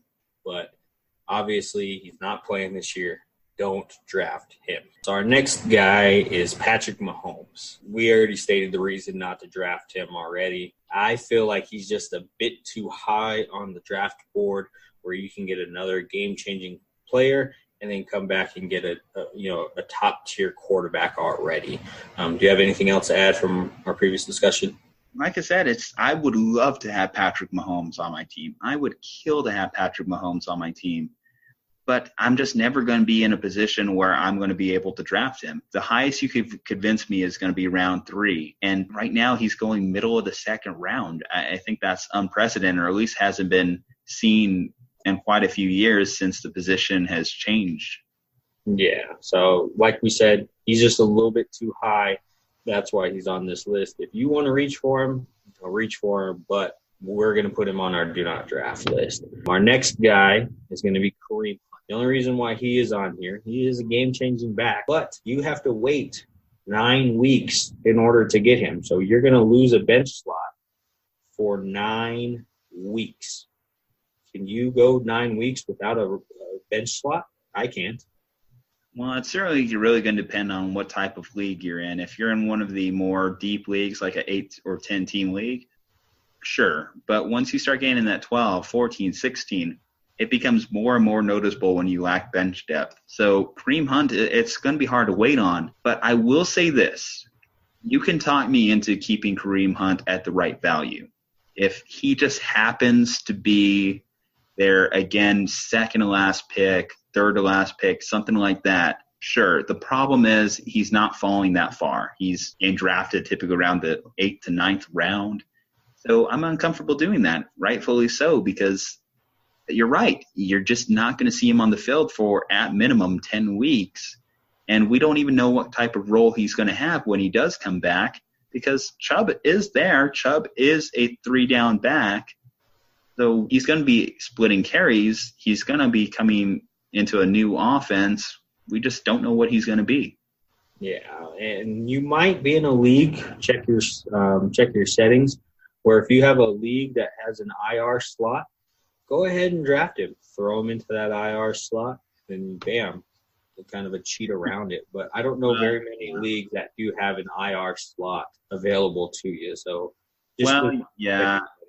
And I think after the Lev Bell controversy too, a lot of platforms have changed kind of that little loophole too, because it was kind of, and I'm just going to say it, kind of bullshit that players were able to keep Lev Bell in that IR slot all last year.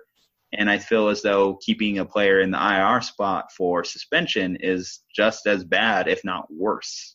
Yeah, so just don't clog up your bench. You're going to need it for injury replacements, for streaming purposes. Just stay away from it. Next team is going to be Chicago's defense. Again, it's just too high.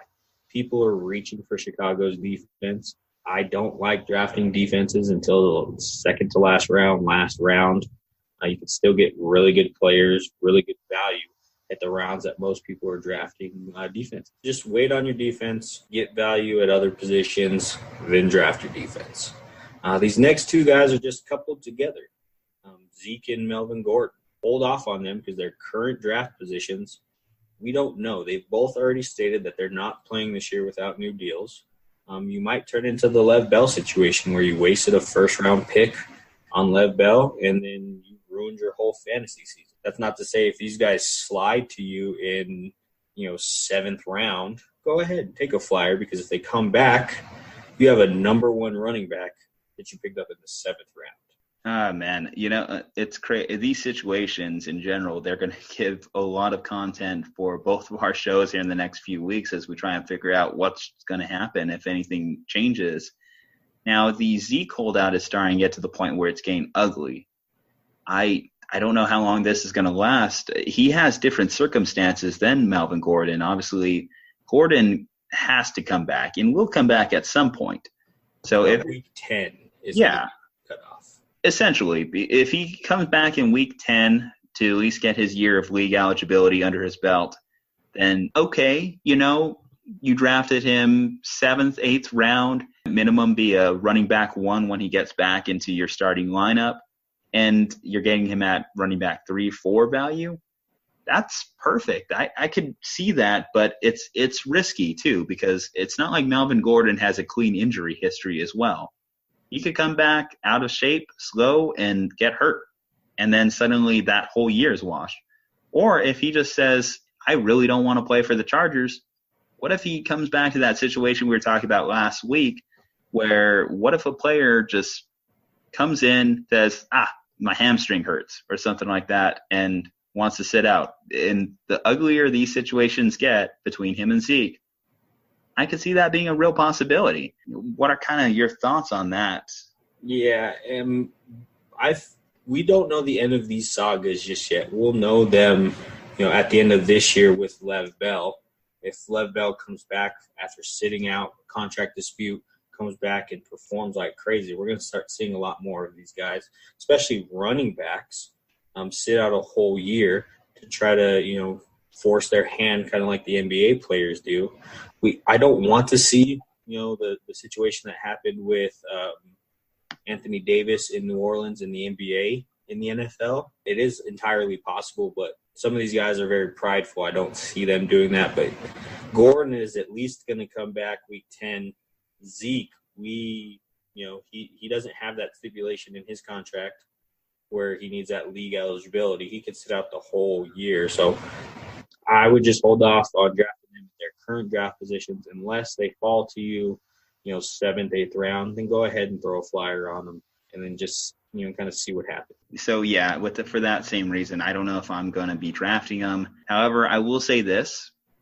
If Zeke does play, which I'm like 90% sure, even if he sits out a few weeks into the regular season and you get him in the late first round, similar to how he was in his suspension year, that's, again, we talk about league-breaking difference makers. Kind of actually want to see him sit out or put out a statement before your draft just to kind of get more buzz and see his value drop a little bit more, because he could potentially be the steal of the draft, albeit I'm probably not going to draft him.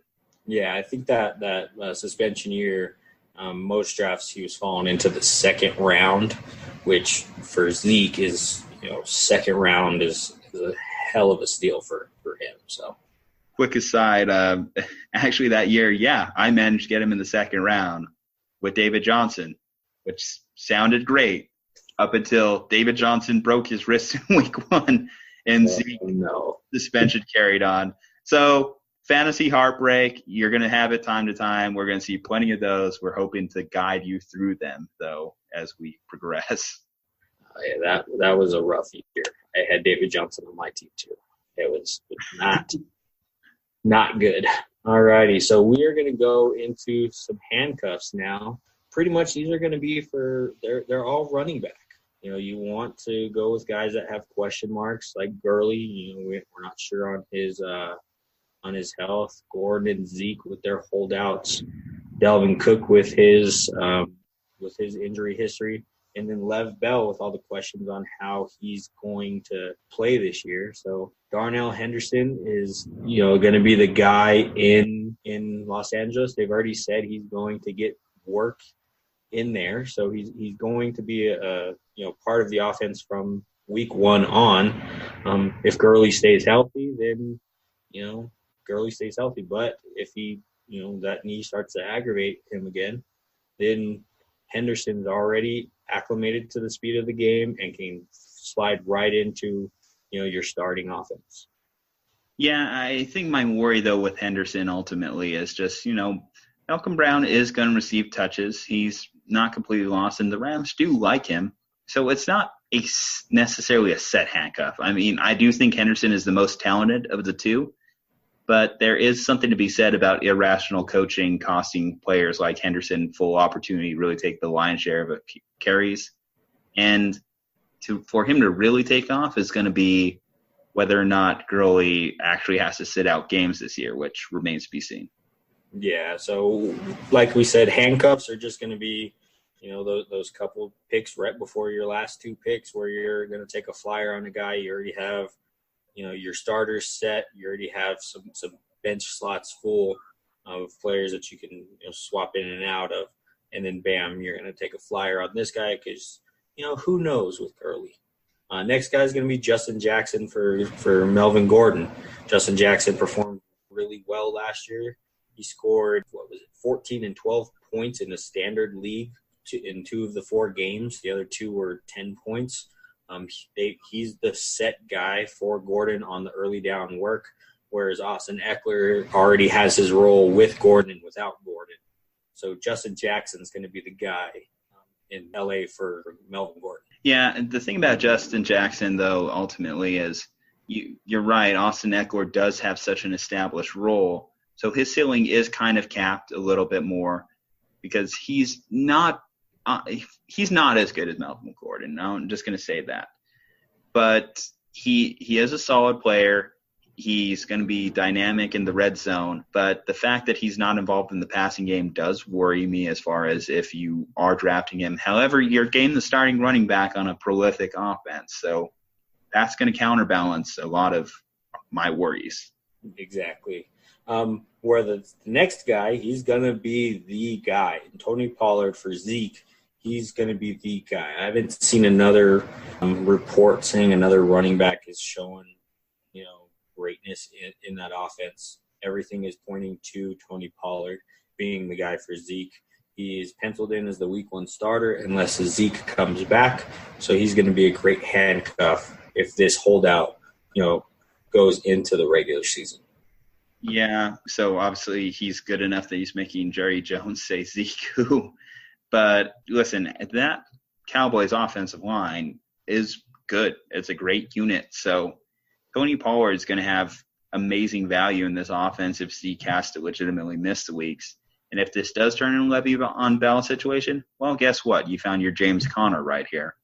And there's a ton of value in that situation. Although I do have my hesitations with Pollard just in the sense that at Memphis, obviously he never really got a chance to live up to what we expect for a starting running back in the NFL. But I do believe that just by virtue of being the starting running back of the Dallas Cowboys, he's going to give you points, at least 15 to 20 points a week. Yeah, exactly. That offensive line made, what's his name? Darren McFadden? Yeah. Alfred Morris? Anyone, basically. Yeah. Put DeMarco Murray. Put anyone back there behind that Cowboys offensive line, and they'll make you a multiple-time Pro Bowler. Yeah, exactly. So that Pollard is going to be the guy. Right now, he's going undrafted. So last year, James Conner went undrafted. You might be able to steal like what people did with James Conner. Next guy is going to be Alexander Madison for Dalvin Cook in Minnesota. There's already contention that he's going to get touches in that offense to kind of lighten the load of Dalvin Cook. The coaches are raving about him. Pundits are raving about him. So we can already see maybe it's not going to so much of a handcuff, but more of a timeshare to try to save Dalvin Cook. Well, Mike Zimmer wants to run the ball. That's why he fired DeFilippo as OC last year. And, hey, it's been a winning formula for Minnesota in years past. Run the ball, play good defense. Hey, they do have the weapons on the outside and Diggs and Thielen, but I do believe that this running game is going to be productive. And Dalvin Cook obviously hasn't shown he can stay healthy in the NFL. And when he does, he did look a little bit ineffective last year. So Alexander Madison, this guy could go from handcuff to legitimate starter in your lineup. And even, like you mentioned, if it's a timeshare situation, I still think he has flex value potentially. Yeah, and flex appeal, running back 5 and stuff is definitely, where you want. That's where all your scat backs, your third down backs are going to be. If he has standalone value, that's just going to help your team even more. The next guy is going to be Ty Montgomery for Le'Veon Bell.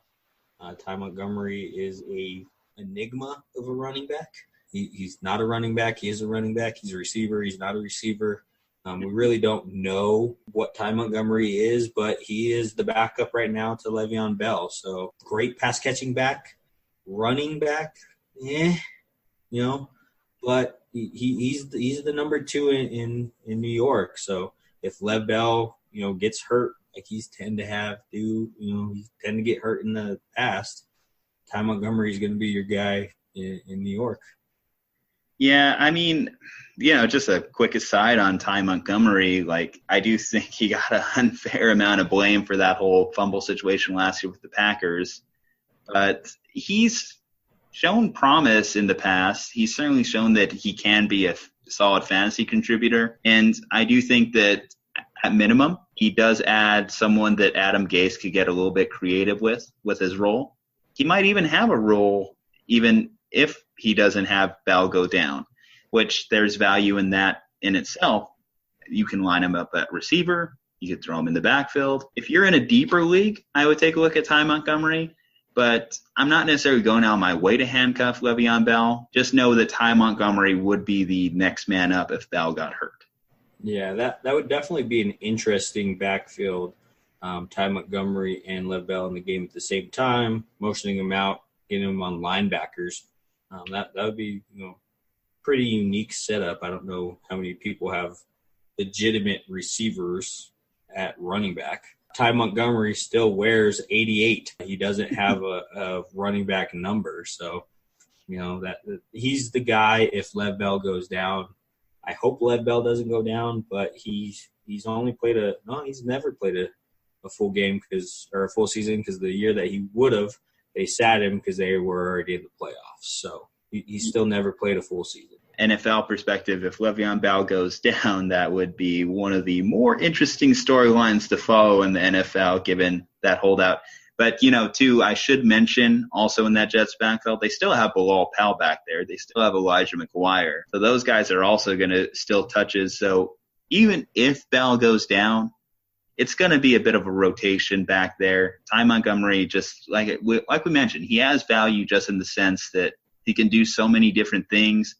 Kind of what you would describe as a jack of all trades, master of none type situation. He'll throw on a few points for you if in that situation.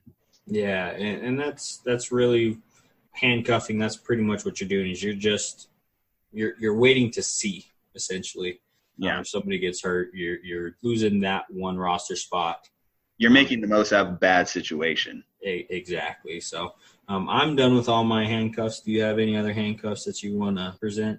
Well, not really a handcuff because he's gaining a lot of buzz recently, but David Montgomery's out there with the Bears. Tariq Cohen was getting talked about as potentially being a 3-down back, which I never really bought too strongly into that narrative necessarily just because Cohen is a bit of a gadget-type player. Obviously fits more that scat back type role. If David Montgomery is taking more of those early down work, he can fill more or less what Jordan Howard did, which was a close to 1,000-yard back with potential to score touchdowns.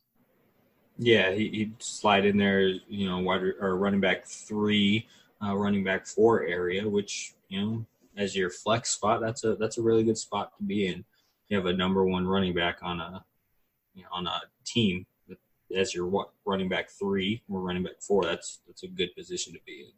And you could get him late, and if something was to happen to Cohen, which certainly don't want to see that, but if something was, then David Montgomery's suddenly thrust in a situation where he's gained all 3 downs. Yeah, exactly. So that's all for our show today. Next week, we're going to be coming to you live from Juju and Dre's fantasy draft. It's going to be an interesting show. We're going to break down all their picks. We're going to try to listen into if they're talking crap to any of their league mates, which, it happens because usually you're in the same league as a lot of your friends. You're going to talk crap to them. Is there anything else you want to add before we wrap up? It's funny we talk about this league being the league that we're going to be showing the draft for. This is a league that brought together not only my high school friends, but my college friends. And one of the great things I always love about fantasy football is I find it to be one of the better unifiers that we have. Although you mentioned we talk crap with each other, we have a little fun at each other's expense with it. Fantasy football really is one of the better relationship builders. I moved out to Austin, Texas a couple years ago. Didn't know anyone. Most of my coworkers were middle-aged, had kids. But I threw it out there just on a Facebook group. Hey, does anyone want to start a fantasy league? And suddenly I have 12 new friends. We hang out, we grab beers. And at the end of the day, we could just always bullshit with each other about how our fantasy teams are doing against each other. And I think there's something to that that's underrated when you talk about this game and why I honestly love it. Yeah, it's always fun to make fun of the last place guy. They hate it, but we all love it. Football is this time of year where we all kind of come together and hate on Cowboy fans or Raider fans or whoever's in last place. It's just, it unifies everybody. Everybody comes together. Everybody hates the Patriots because they're so damn good. Your Sundays are awesome because your team won. Your Sundays suck because your team lost. You always have something to look forward to this time of year. Yeah.